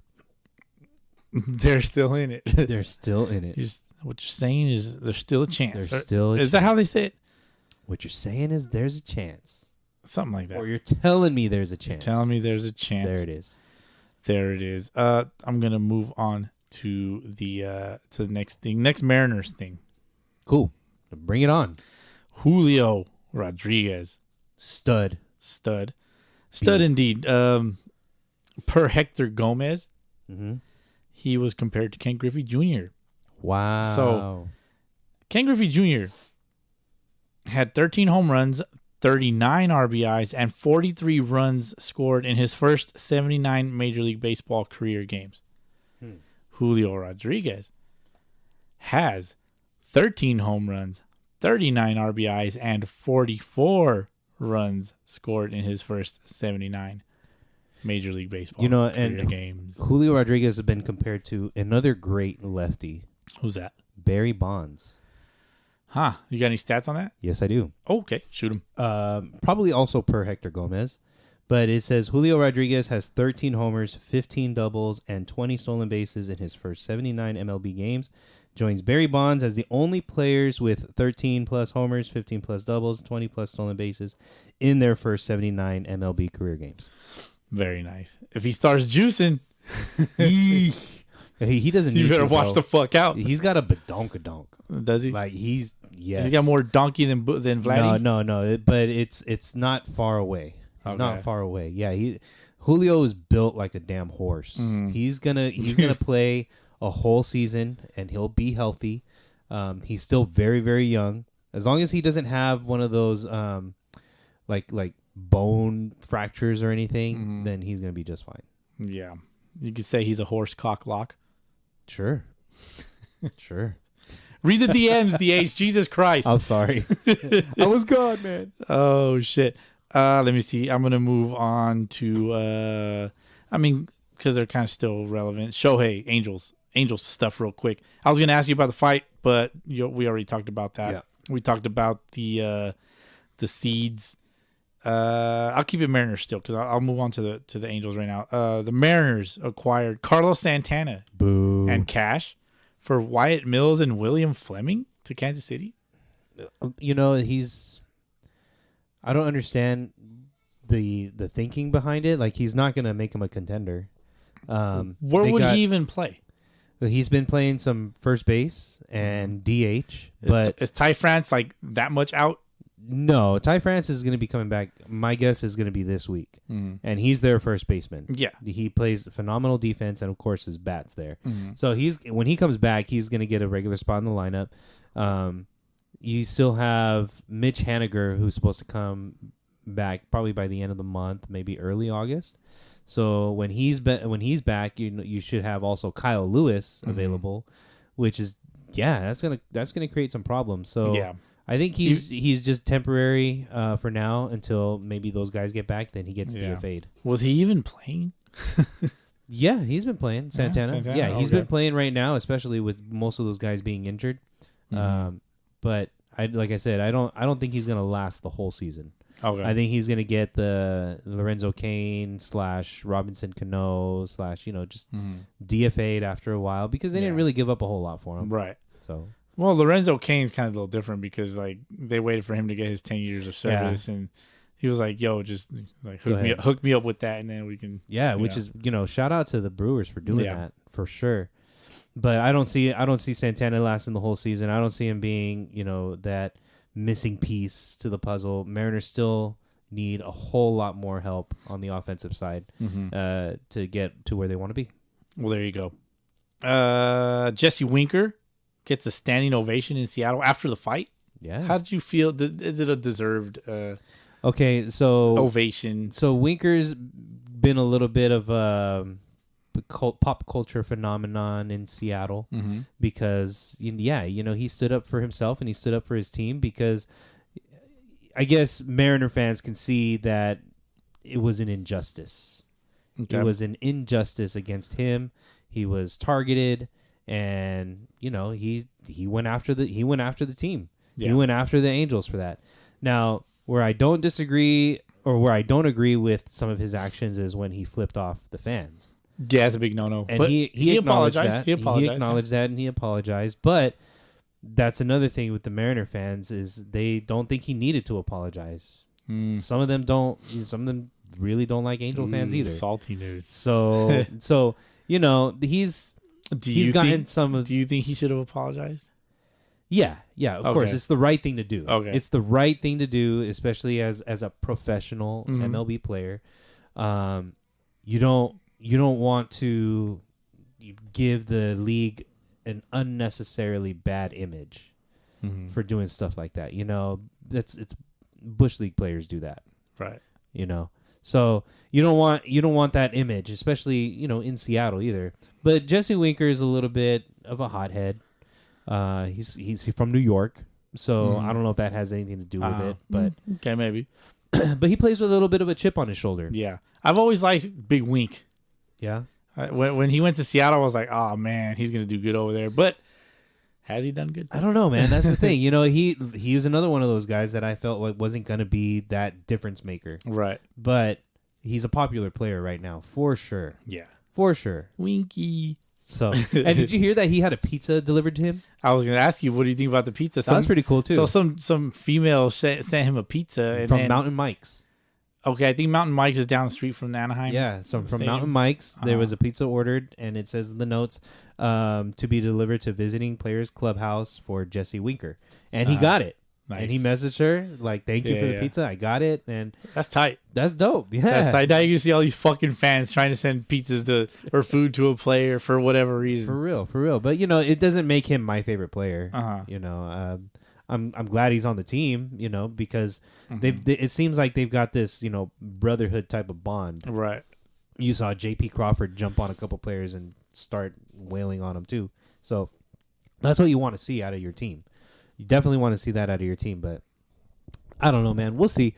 We'll see if it carries on, carries over into the next games against the Angels. Yeah. So him flipping off the fans, bad image, bad look. But the fight, I'm not mad at. I'm not mad at. I liked it, dude. It was fun. Fun fight. That was a good fight. You need a good baseball brawl every once in a while. Yeah, it wasn't that typical like, we're just gonna push each other. Yeah, it kind of happened earlier this week with the Red Sox and the Blue Jays. And Nick Pivetta came high and tight on Alejandro Kirk. Yeah. And Vladdy started chirping from the dugout, and it was clearly unintentional. It barely grazed him on the forearm. Nothing happened. Yeah, but he was like, Nick Pivetta was like, "What the fuck?" Yeah. And Vladdy was like, "What the fuck? What the fuck? Like, my ass is bigger than your dick or something, because Big Dick Nick, right?" But nothing happened out of that. And the bullpens come out. And they're like, "You there? Hey, wait! Don't do nothing yet, man. We coming. Hold on. Crazy. No. And then, of course, in Seattle, the bullpen's empty, and they're probably thinking like, nothing's gonna happen. And then all of a sudden, boom, like, oh shit, we gotta hustle. But these guys were fucking getting it on. Let me see. With that fight, Archie Bradley, he hurt himself hopping over the rail for the fight. Dumbass. He's out at least 4 weeks. Dumbass. But at the same time, Luis Torrens from Seattle hurt his shoulder. Oh, okay. Well, he hurt his shoulder, so eye for an eye. An eye for an eye. I like it. Let me see. Shohei Ohtani had a huge June. So he had a career high 8 RBI game. Oh yeah, career high 13 strikeout game, back-to-back games, mind you. 21.2 consecutive scoreless innings pitched, an 11-game hit streak. He had the hardest hit home run of his career at 118 miles per hour off the bat. Fucking lazy. Exit velo. He went 4-1 as a starting pitcher with a 1.52 ERA and slugged .574. I hope he got Player of the Month. He did not. What? I don't believe he did. Which is wild, right? Super wild. I'm gonna fact check that. Yeah, fact check that real quick. I'm gonna move on over to some Phillies talk. Mark Appel finally makes his Major League Baseball debut at 30 years old. He was drafted number 1 9 years ago from the Houston Astros. Yeah, had some injuries. Highly touted prospect, and then just it didn't work out for him. He left baseball for a little while, came back, and here he is, 30 years old, oldest rookie, I think, or oldest to make his number one draft to make his debut. To make his debut. By the way, June player of the month was Yordan Alvarez. Wild. Yeah, but he smashed. He absolutely destroyed the baseball. I mean, he hit 418 in June. Oh, with shit. 9 home runs, 28 RBIs. I get it. All right, that's fine. But That's can he fine. pitch? No. Can he pitch? No. Anyway. Did he throw 21.2 scoreless innings consecutively? No. No. He actually got taken out by Jeremy Pena. He did. He got slapped across the face. Yeah. Got a concussion. That says a lot about Jeremy Pena. Little beast. He got a strong left hand. Stupid. Let me see. Bryce Harper broke his thumb. He has surgery on his left thumb. That sucks. Blake man. Snell came high and tight, a little too tight. Hit him right in the thumb. Got him on the thumb. Is it bad for the Phillies? It definitely sucks for him. But they got this new dude. His name is Derek Hall. Mm-hmm. He just takes daddy hacks up there. A bomb is a bomb, right? Yeah, he's already got 3 homers in his last 3 or 4 games or something like that. So he's helping out. Nick Castellanos has been picking it up a little bit. Yeah, he hasn't been in the news as much. No, Reese Hoskins has got to pick it up a little. I mean, they have other players that can pull the weight, but Yeah, they're gonna miss him. Mhm. They're gonna miss him, but they don't got Joe Girardi, so they'll be fine. they'll be fine. Who's at the helm? Some dude. Robbie Thompson or Bobby. Thompson. That sounds right. Robbie Thompson. Robbie Thompson. Yeah. Yeah. Let me see. Staying with the Phillies, Kyle Schwarber. He hit the same number of home runs as the Tigers in June, which is 12. And he won National League Player of the Month for June. It's wild. That means the Tigers fucking suck, bro. I hate the Tigers? Tigers. They stink. Javi Baez plays on that team. The more I see Javi Baez, Yeah, I think he's definitely feeling the hangover effects of getting that big contract. Mhm. You know, he's getting money, and maybe he doesn't have to work as hard to improve. get Third. money. Yeah, My he's bitches got his Get money, money. Yep. Mhm. but he's still a talented player. He's got a high ceiling when he performs well. Yeah. So I don't know, man. I think the Tigers could turn it around. They don't have a lack of talent. You know, they still got Spencer Torkelson. Mhm. I think a lot of their pitchers. I mean, Torkelson sucks right now, but still, he's going to turn it around eventually. Yeah. Their pitchers, when they're fully healthy, I think will be pretty good. Yeah. So they just suck right now. They're gonna suck. They're for not a gonna while. suck And then they forever. got AJ Hinch. Is he actually a good manager? Who Well, knows? Yeah, who knows? If they're banging on trash cans, maybe. The Pirates on June 19th, Jack Sawinski hit 3 bombs. Oh yeah. June 29th, Brian Reynolds hits 3 bombs. The same game. And then the day after, June 30th, Michael Perez also hit 3 bombs. So were they like back-to-back games? No, 2 of them were back-to-back games. The other one was okay. like 10 days prior.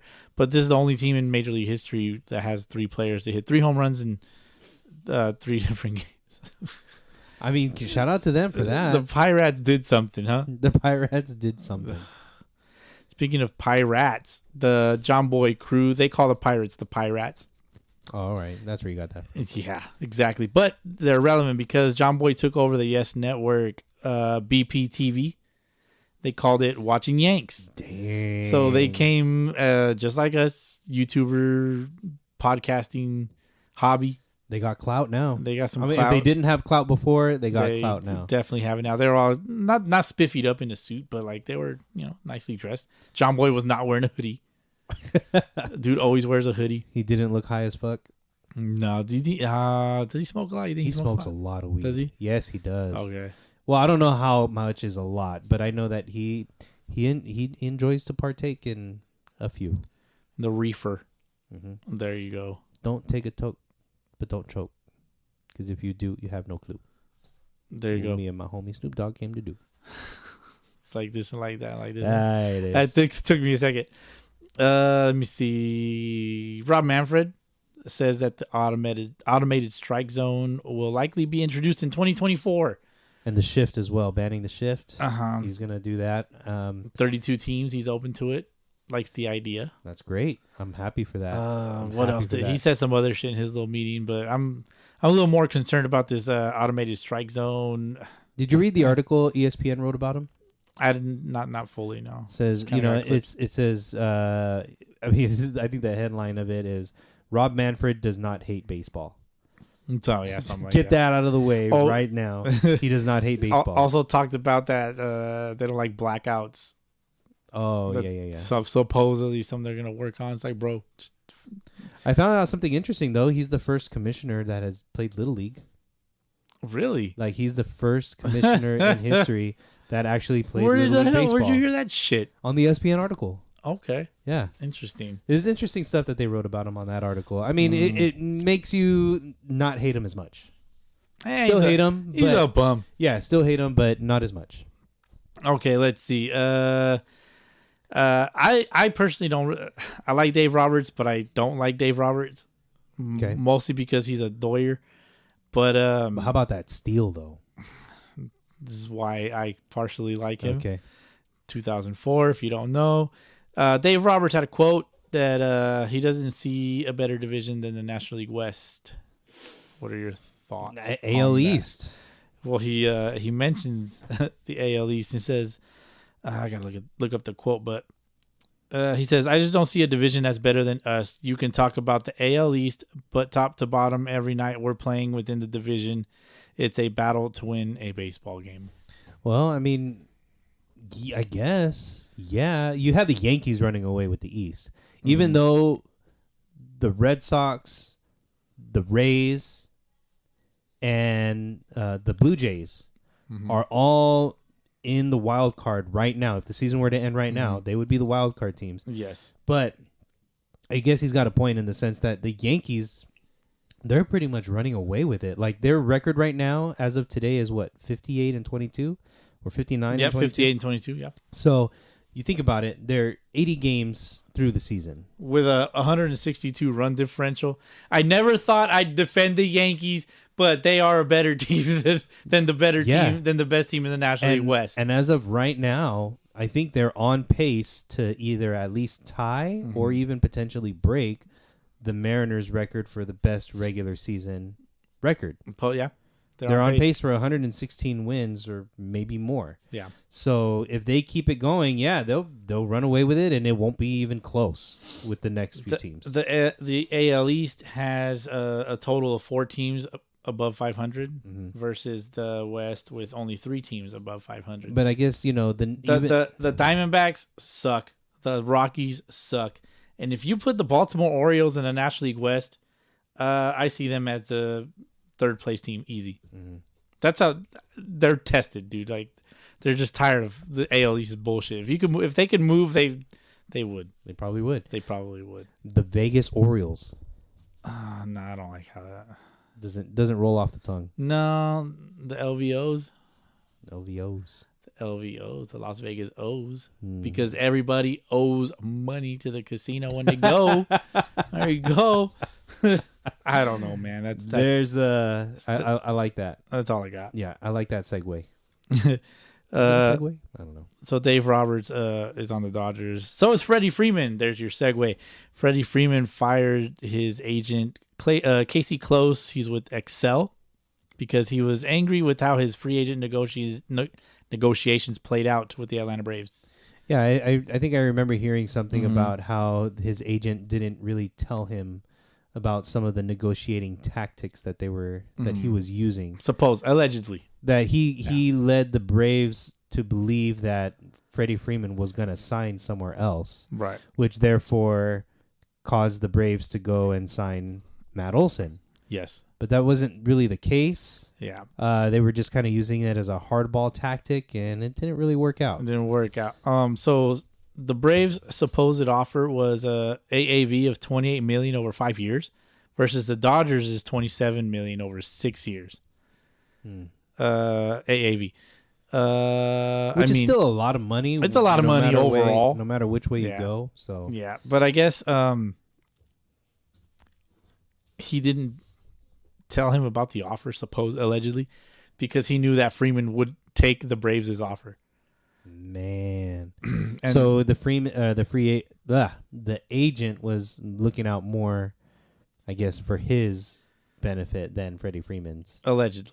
Allegedly. And so Casey Close is exploring his legal options to address the reckless publication of whoever broke this article.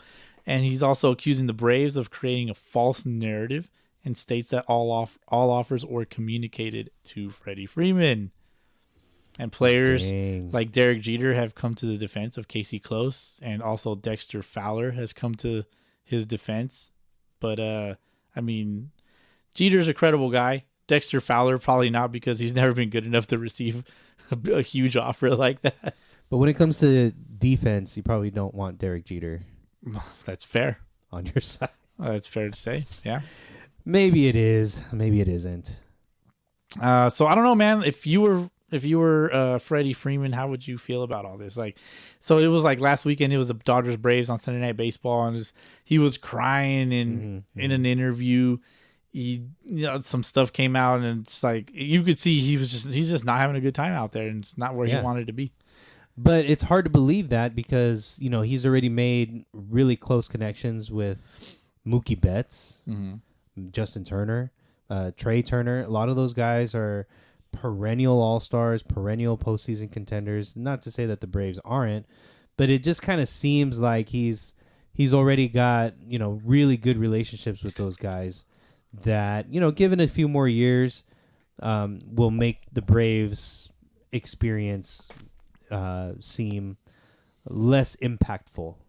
He had that whole fallout with Ronald Acuna, and they hugged it out in one of their games. Yeah. But going back to Atlanta definitely hit him hard. Yeah. Definitely hit him hard. But you can't let the emotions get the best of you. I think he's in a really good spot with the Dodgers. I think ultimately it's gonna work out for him being with the Dodgers. He's gonna be a cornerstone of that franchise for the next 6 years. Yeah. So he'll be all right. Does he retire there? I mean, no, I think he probably goes back to Atlanta. Plays a season before he retires. Yeah. Like as a DH? Yeah. A DH to Matt Olson, I guess. Yeah, and maybe they work out a trade, Matt Olson for Freddie Freeman straight up. I've seen that stuff, like just that specifically going around, like the interwebs and stuff. It's not out of the question, I think. So I don't think he finishes with the Dodgers, but I think he has a great career with them. Does he go, if he goes into the Hall of Fame, is he a Dodger or a Brave? He's a Brave. It's a Brave? All the way. Okay. I can get on board with that. Let me see. What I'm not on board with is Vladdy Jr. He declined an invitation to the Home Run Derby because he doesn't want to hurt his wrist again. Weak. That's weak. Make your wrist stronger, bro. The Home Run Derby takes a lot out of you, especially now because it's timed. So I can understand why some of these players balk at it, but MLB is just going to have to come out with a lot more money to get these guys to get over their wrists. Money talks. Yeah. Money talks. Yeah. And then all he's got to do is just like, you don't have to go so ham. No, yeah, exactly. Because the last time I remember, was it in Cleveland? He won the one in Cleveland or some shit like that. Did he? Yeah. I don't remember. He just went off. It was 2019, I believe. I think it was when, did he go against Pete Alonso? Did Pete Alonso win that one? Yes. Yes, because Pete Alonso won 2019, then we didn't have 2020, and then Alonso won 2021, so he defended his championship last year. Yeah, so, I mean, he's got a great home run swing. I think he does. Yeah. Vladdy Guerrero. And he can machine gun these fucking baseballs. You know who I think would do the home run derby is Julio Rodriguez. I think Julio Rodriguez would be the type of player to do the home run derby because it puts him on that pedestal, on that stage. It would be a smart move, I think, for him. Gets him to be a little bit more of a household name. Yeah. He's a talented player. He's somebody who you can compare to Ronald Acuna if you dare. So you fucking just jizzing all over. He's gonna throw it out there. Yeah, he's got the power. He's got the speed, and he's showing that he's a good ball player. He's showing that he can hit for average too. Yeah. So I wouldn't be surprised to see Julio Rodriguez go into the home run derby this year, even if he's not an all-star. I like that. I can get on board with that. Let me see. Somebody that probably won't be going to the All-Star game is Jazz Chisholm. Chaz Chisholm, as I like to call him. He has a lower back strain. Might miss the All-Star game. Is it a tough break for fans? I mean, I do like Jazz Chisholm. I know you don't like him. I don't like him. I know you don't like him. Why do you like him? Because, man, like he brings a little bit of a different flavor to the game. The flair. Yeah, and it all that. rubs people the wrong way, but he backs it up. I mean, it rubs his own teammates the wrong way. It might, but They had that closed door meeting, which is why we even know that there was a closed door meeting is beyond me. It's I mean, I see your point. Like I can get on board with your point. I'm not that type of ball player. no, and I think that's where the line is drawn, right? Yeah. You know, if you don't see yourself acting in a similar way, then it rubs you the wrong way. So, but for me, I don't act that way either. But I'd be down to watch somebody else do it. He would probably be electric in the home run derby. Yeah, that's a dude. I mean, he's obviously got talent. So. Yeah. I don't know, man. But I like me some jazz. I like some. You jazz. like jazz? I like some jazz. Let's see. Moving on to the Does anybody next want guy. to hear Mr. Ron Burgundy play some jazz flute? Ron Burgundy is that news movie, the comedy. God damn it! What's the name of the movie? I know which one. Anchorman. I'm totally not prepared. Dude, I need to watch these fucking movies. Maybe one day. If I'm not watching Doctor Strange 3 times because I keep falling asleep to it. I finally got through it. Let me see. Juan Soto, he's the 19th player in history to reach 1,000 total bases and 100 home runs before turning 24. Nice. I mean, that's a nice feat. Staying on the Juan Soto train. Nationals talks intensifying with Juan Soto. They're going to give him a second offer, supposedly $425 million, 13-year extension. Don't take it. Don't take it? No. Really? Well, 13 years is just a long time. But who the fuck's going to pay him? Like somebody's going to give him a 5-year deal. If you trade him, like, what are you giving up for him? It's Juan Soto. Like, I don't know, man. What do you pay him? And what do you or what do you trade for him? Like, but at this point, because you still got to re-sign him. Yeah, at this point in his career, he still has at least another 5-6 years of top level production. Once you get to 30, 31 years of age, then nobody is immune to the decline. Yeah, even Albert Pujols. Hey man, that's when I hit my prime. Yeah, Albert Pujols though, Albert Pujols. Yeah.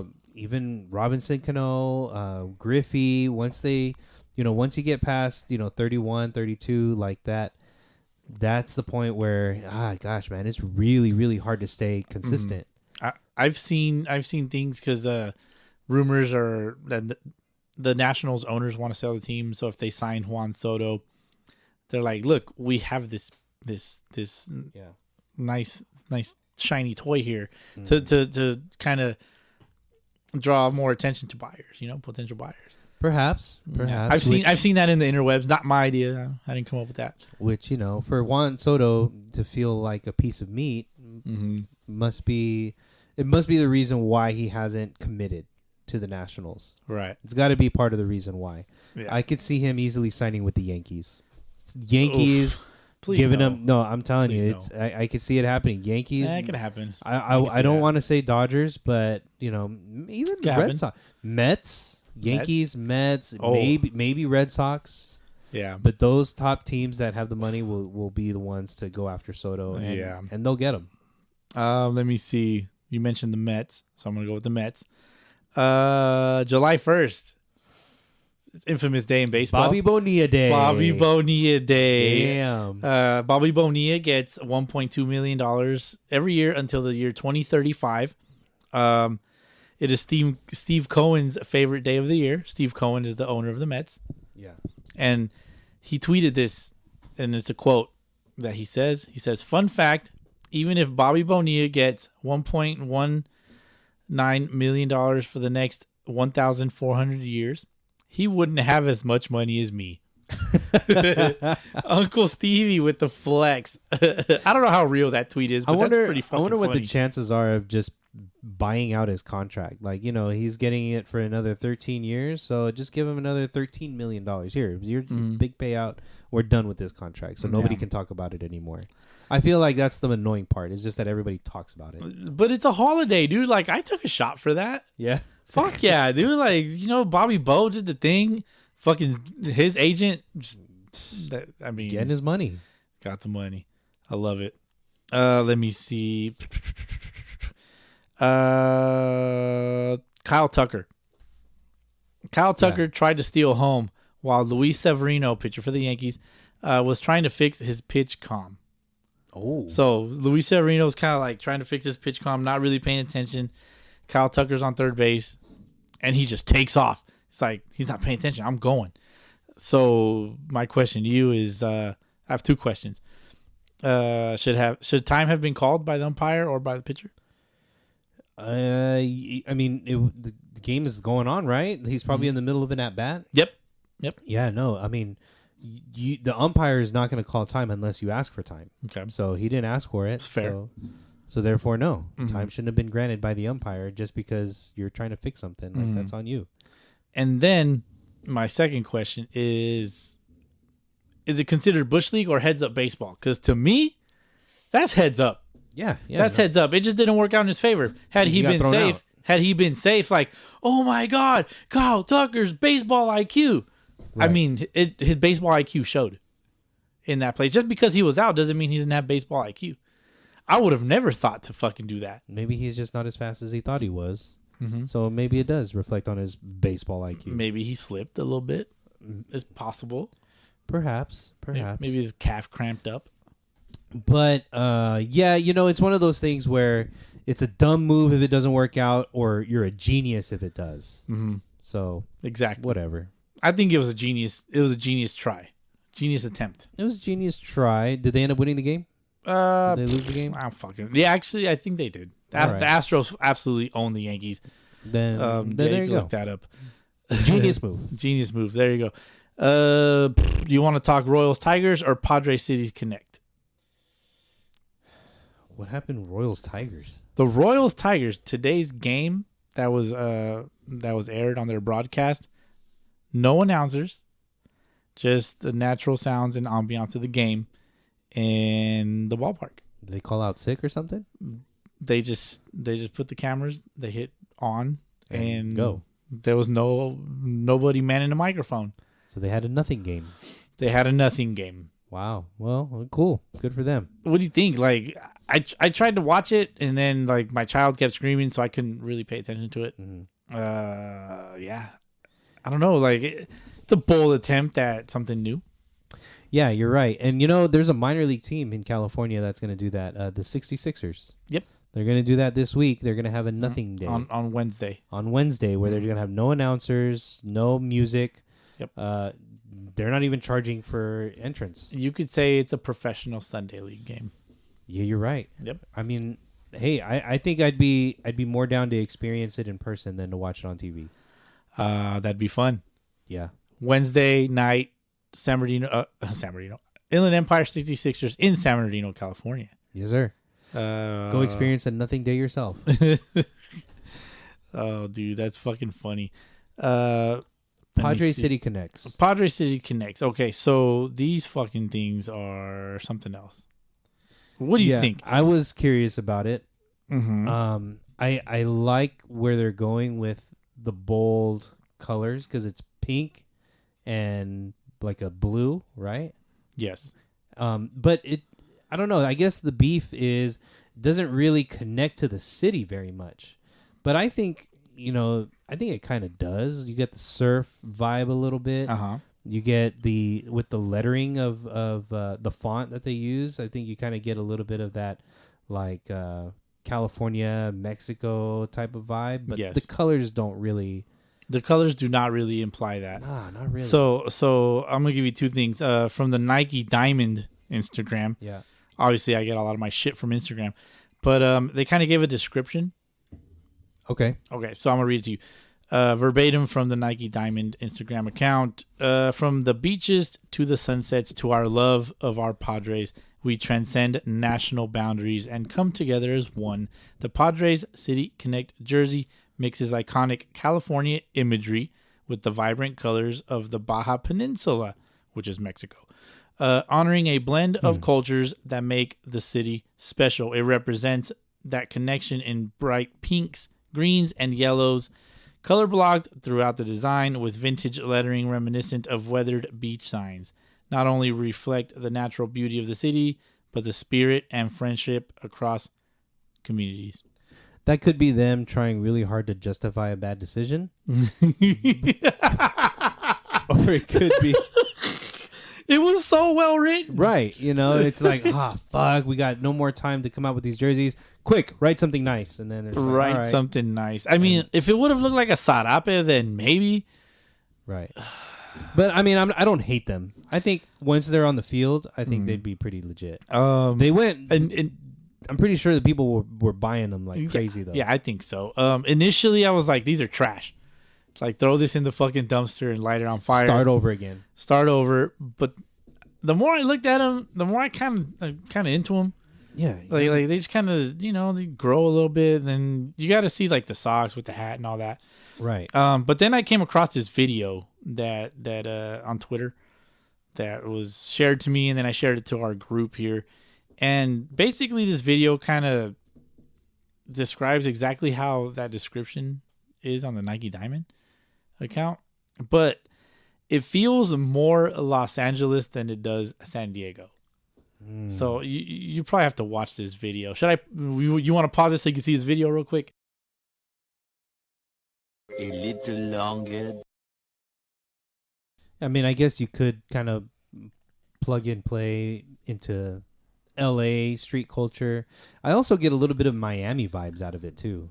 Yeah. So you could kind of argue Miami is a little bit, in there as well. But yeah. So there was some Carlos Santana playing. Oye, como va?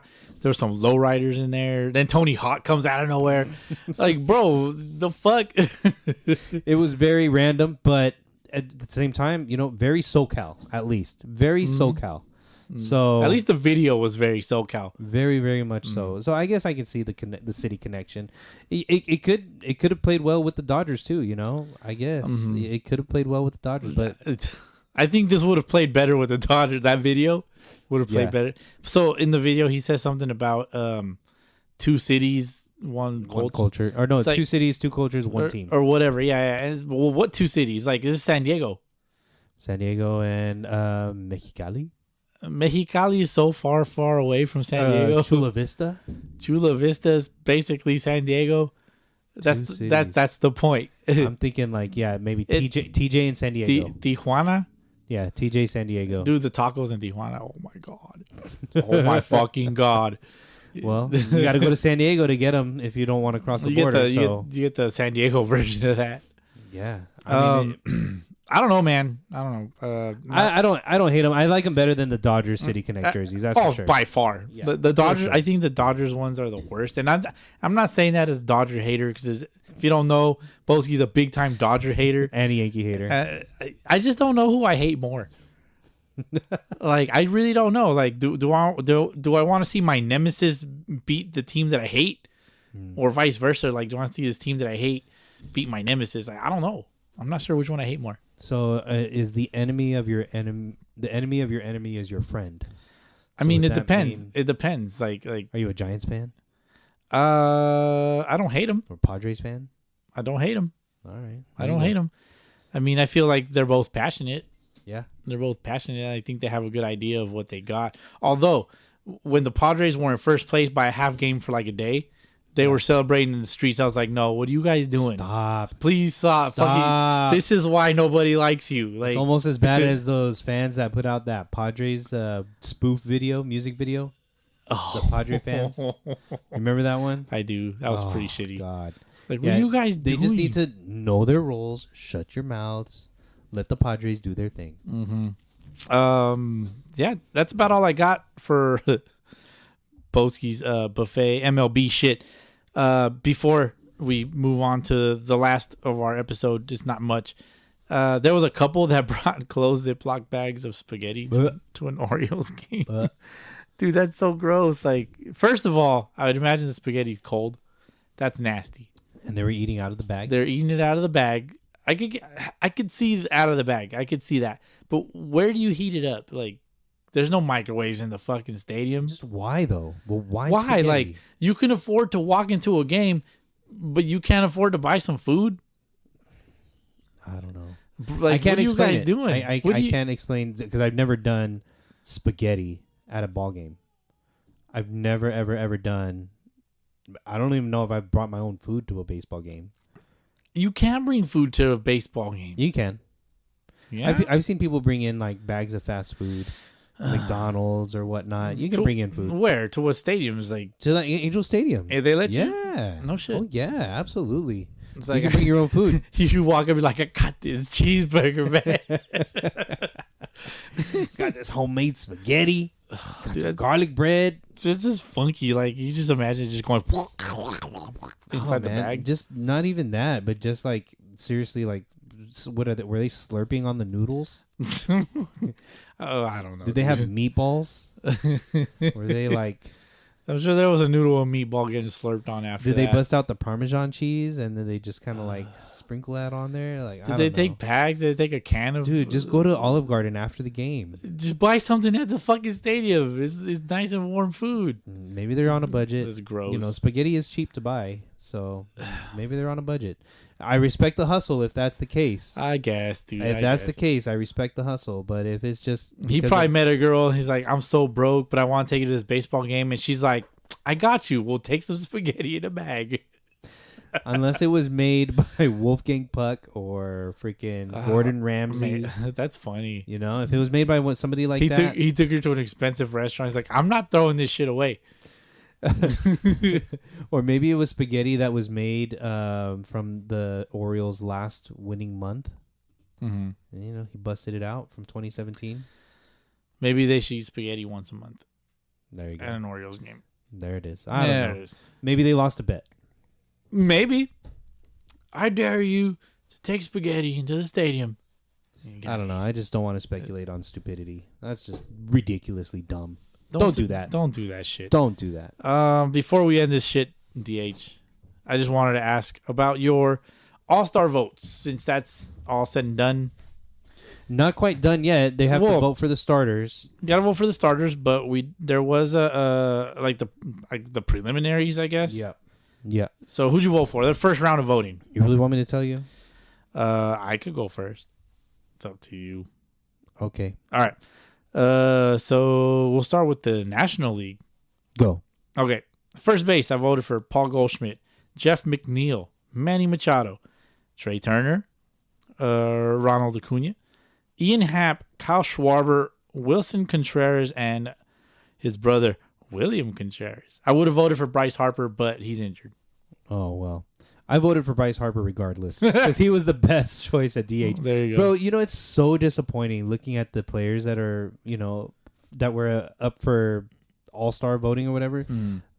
The stats are just so different than where they used to be. Like, it was hard choosing when I was a kid. Yeah. In the early 2000s, late 90s, because there were so many good players. Yeah. So many players putting up all-star worthy numbers. Like, I had a hard time picking because a lot of these guys just had terrible numbers. I just went with sometimes with the guys that sucked the least. That's kind of what I did. I went with Goldschmidt at first base. Yeah. At second base, I went with Jazz. I like Jazz Chisholm. At So second. I didn't pick Jazz Chisholm because he's hurt. I probably would have voted for him, though, to be fair. I picked him because he's Okay. dope. Okay. Brandon Drury, I picked him for third base because he's putting together a dope season. Over Manny Machado, though? Over Manny Machado. All right. Over Manny. That's fair. That's fair. Trey Turner, I had Trey Turner also. Jock Peterson, Yeah. because he was Good pick. because he's smashing. Mookie Betts, Kyle Schwarber, I picked him. He has like a 210 batting average, but his power numbers are there. Yeah. Travis d'Arnaud and Bryce Harper. Bryce Harper because everybody else available for DH just terrible. Yeah. Terrible. Except for William Contreras. He's got decent numbers, but Yeah. 19 RBIs. But he's also a catcher. Yeah. He's also a catcher. So, like, I also have him on one of my fantasy teams, so it's kind of biased. I like your Contreras connection, though. Yeah. I mean, two the brothers. two brothers, they're both good. That'd be dope if they were both on the team. I think they'll be both on the team. I just don't know if William plays enough to be on the team. Probably not. Or he doesn't put up enough production, but whatever. Yeah, he had a nice little span, though, where, like, it's like, who the fuck? That's why I picked him up, you know? Well, let's move on to the American League. Who do you got? American League, I had Ty France at first. Oh, God. I mean, I had to. That's fair. Big Mac. Big Mac. Second base, Trevor Story. Third base, Rafi Devers. Shortstop, Xander Bogaerts. I went all Red Sox on the infield there. Yeah. Mike Trout in the outfield. Aaron Judge, Julio Rodriguez, Alejandro Kirk, and Shohei. Interesting. Yeah, I had to go Julio. Of course. That's fine. I think he deserves more love. Fuck Taylor Ward. Why fuck Taylor Ward? Because he sucks. Because I picked him. Because you picked him and he's with the wrong team. All right, so I went with Vladdy at first base. Oddly enough, I went Jose Altuve at second base. Boo. He's a good ball player, man. Yeah, he is, but He's a good ball I player. like Story better. A Story doesn't have the he doesn't have the batting average for me. He didn't, but I've watched him too much, but he's also in the top one of the top leaders in RBIs. yeah, Knocking in runs. Naturally, Devers and Bogarts, third base and of shortstop. course. They were the best choice. Yeah, Clearly easy. the best choices. Even Aaron Judge, dude, like how can you not? Mike Trout, right. for sure. I went with Taylor Ward. Doing some work, I think. But there's other guys you could go with. Easy. Mm-hmm. Behind the plate, Alejandro Kirk. Yep. And I went with Yordan Alvarez at DH because I think Shohei will be on the team as a pitcher anyways. He's going to make the squad. Yeah. Yeah, Shohei's going to make the squad regardless. Yeah. So, you could go with either of these guys. And it's probably going to be Shohei anyway starting at DH because Alvarez just got hurt. Yeah. He's that's hurting. true. He's hurt. Yeah, he got concussed. Well, his vagina hurts. There you go. you got to vote for the final starters. I think voting ends on the 5th or starts on the 5th. Something like that. Dude, I voted I still had 15 minutes left before the deadline was over. I was like, oh, fuck, I need to vote real quick. I haven't voted. And then I did it gives you like 5 daily picks. Yeah. Or whatever. So I just repeated my picks. Then they get their full vote, I guess. There you go. All-Star game around the corner in a couple weeks in LA. Yeah. You have plans on going? I wanted to have plans, but I don't. Tickets are fucking expensive. They're stupid expensive. Mm-hmm. Maybe when they go to Fenway. Psych. Be just as expensive.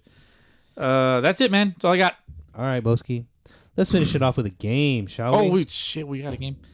Yeah. Let's do it. We got a quick game here. I'll make it quick. Quickie. Real or fake, Boski? You know the rules. Which one of these guys is a real guy that played in the major leagues, but is also born in the UK, United Kingdom? I knew this was European, where related. I visited most recently. I asked you off pod, is it European related?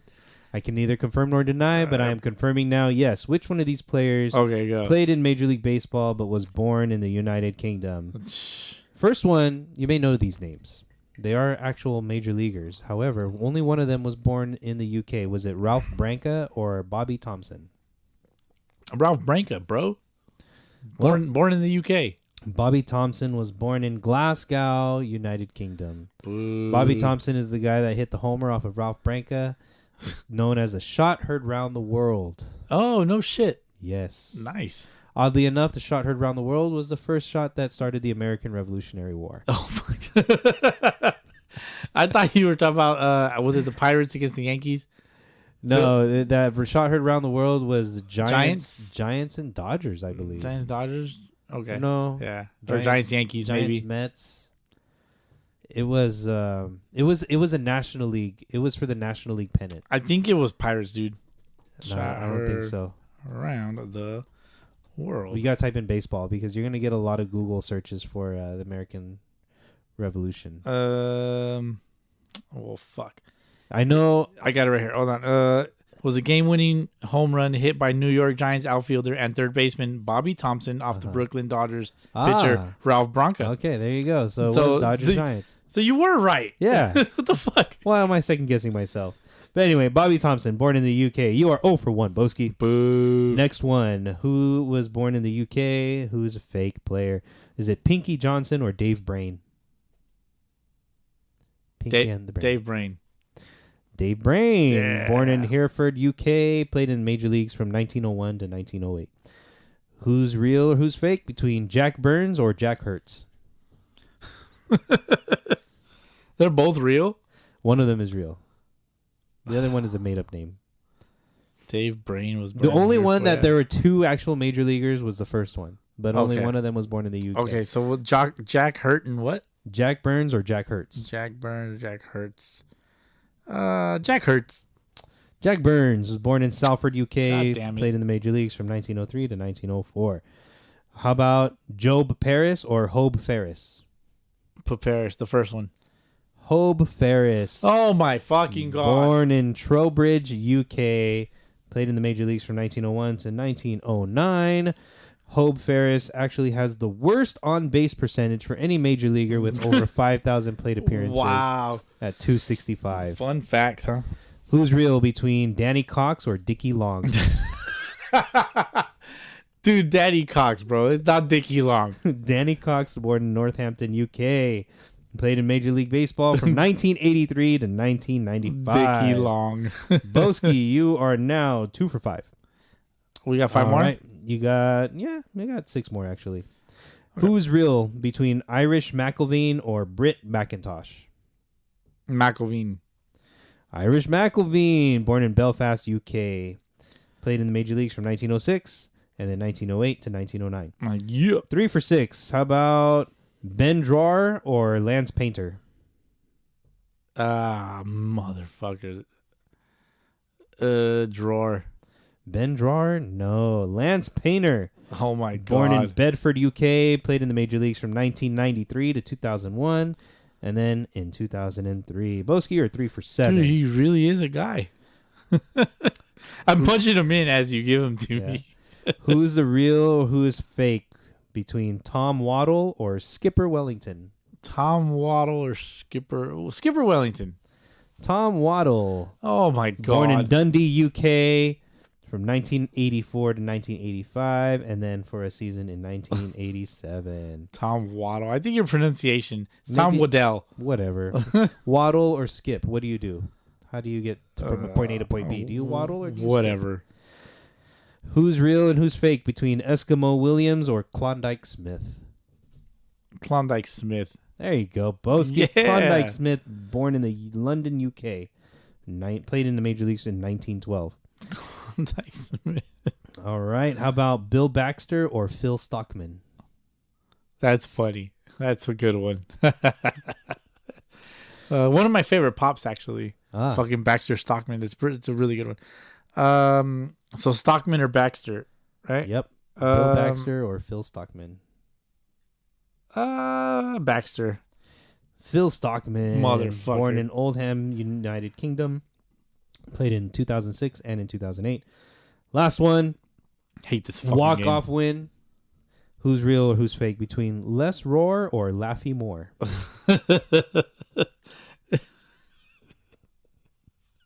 Les Moore or Raffy Roar? Les Roar or Laffy Moore? I like Raffy Roar. Les Moore or Laffy Moore? The first one. Les Roar? Les Roar. Yeah, Les Roar, born in Lowestoft, United Kingdom, played in the major leagues from 1967 to 1969. That's nice. There you go, Boski. I think you got like 4 or 5. I'll take it. Bad. I'll take it. That's a tough one. That's a tough one. Anyway. I mean, kudos to you for coming up with this fucking shit. There you go, man. Hope you had fun with that one. Tom Waddle went to Manhattan College in New York. Ah. Died in Tucson. Damn. There you go.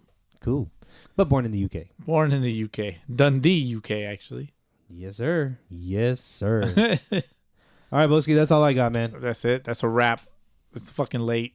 Yeah. Go pop some fireworks. Go pop off some fireworks. Don't lose your fucking hands.